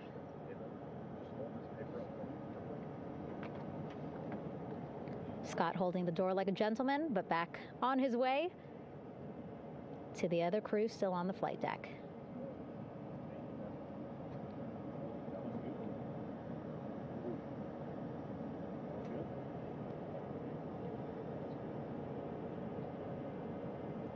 So still on the flight deck, Victor Glover and Reed Weissman.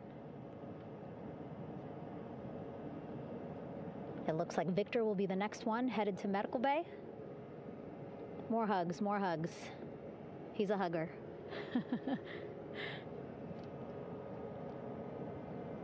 Victor looking good as he walks across the flight deck. NASA administrator applauding.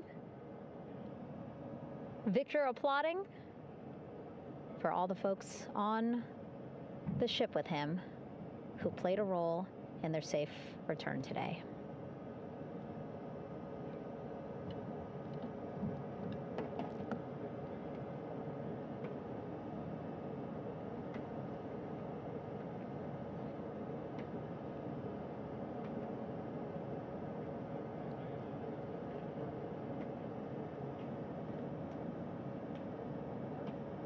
And finally, just one Artemis II crew member left on the flight deck, Commander Reed Weissman.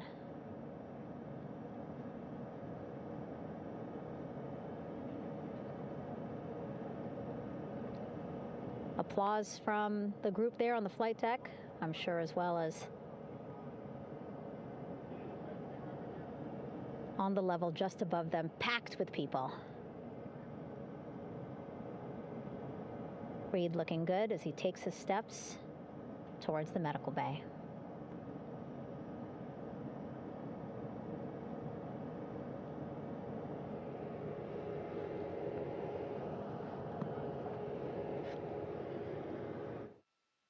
See our 4 Artemis II crew members back on the ship. Again, now they will head into medical bay, where they will be assessed by flight surgeons from both NASA as well as the Canadian Space Agency. A more in-depth assessment. When they get to medical bay, they will each have their own nurse. They will be helped out of their suits. And then again, we'll check to see that they're feeling good. Make sure it's not just adrenaline, but that they are feeling good from their long journey back from the moon. Beautiful shot of that sunset, illuminating our flight deck.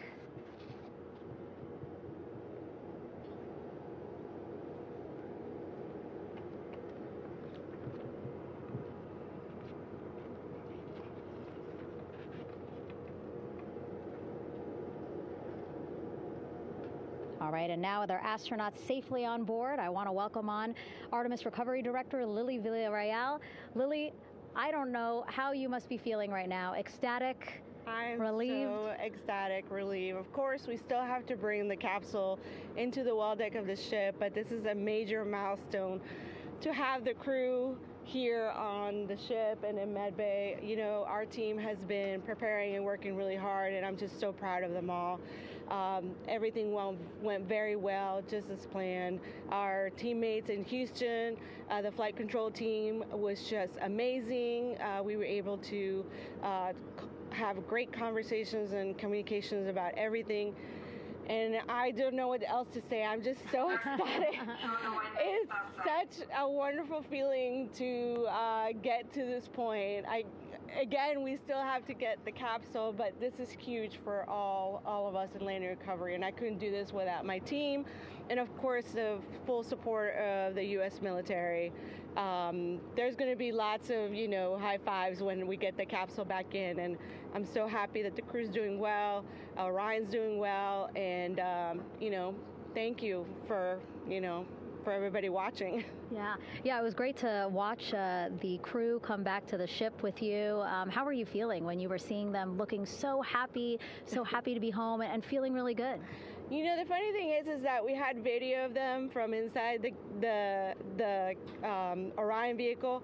They were like that from the beginning. When we opened the hatch, they were already out of their seats, having a good time, waiting for us to open the hatch. And they opened the hatch, and of course we did the first medical assessment. Everybody was doing very well, and they were just having such a great time with the medical team that was inside the capsule. I think they were all taking selfies with the phones that they have, probably talking about what they saw, and it was just smiles all around. They were having such a great time. And then we put them on the front porch when we were ready to put them on the front porch. And again, you could see they were just so ecstatic to be home and talking to everybody. So we were very happy to see all of that in the control room of the LFOC. How remarkable is that? Again, if we think about their journey, the 695,000-mile journey around the moon and back, coming back at 30 times faster than the speed of sound. I mean, how remarkable is that they are in such good spirits? I mean, this is an amazing crew. I think you guys have seen it for the past 10 days. They're wonderful people, and we're so happy that they brought us along on that ride. And I can't wait to see all the additional videos and pictures that they have that, we'll get a hold of now that they're back on the ground. And I can't wait to hear how, a little more than what we saw on the press briefings from the crew about what they saw. It's just fantastic. Some of my favorite people around this 10 days was the science team and how excited they were.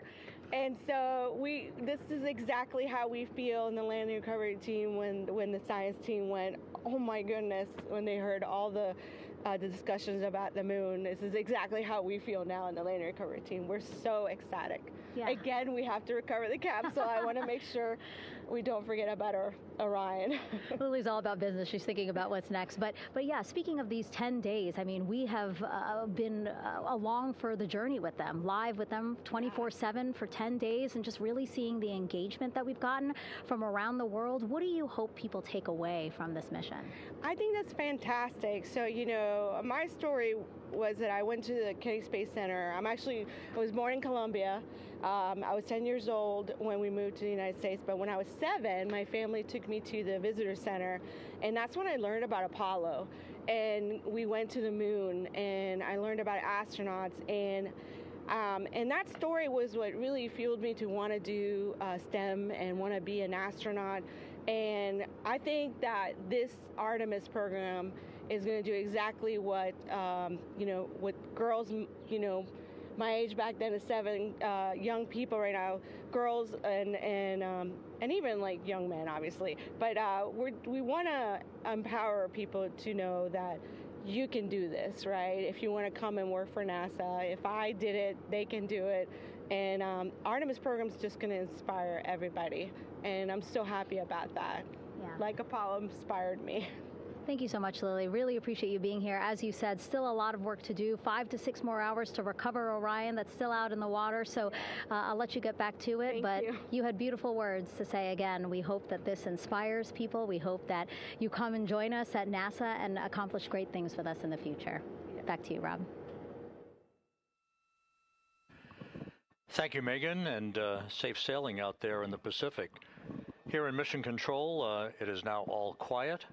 The team of flight controllers and all their support personnel have left the room to enjoy the aftermath of a textbook touchdown by Integrity that splashed down in the Pacific right on target to complete this historic flyby of the moon, the Artemis II mission.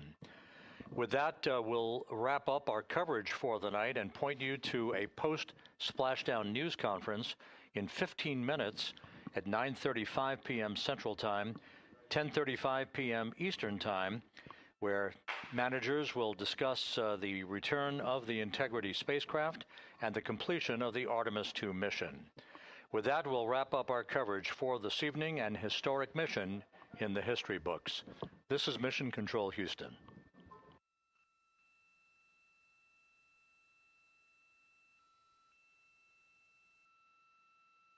Main chute deploy. And we have 3 good main chutes. Houston Integrity, splashdown, sending post-landing command now. Splashdown confirmed. Copy splashdown, waiting on VLDR. Splashdown confirmed at 7:07 p.m. Central Time, 5:07 p.m. Pacific Time.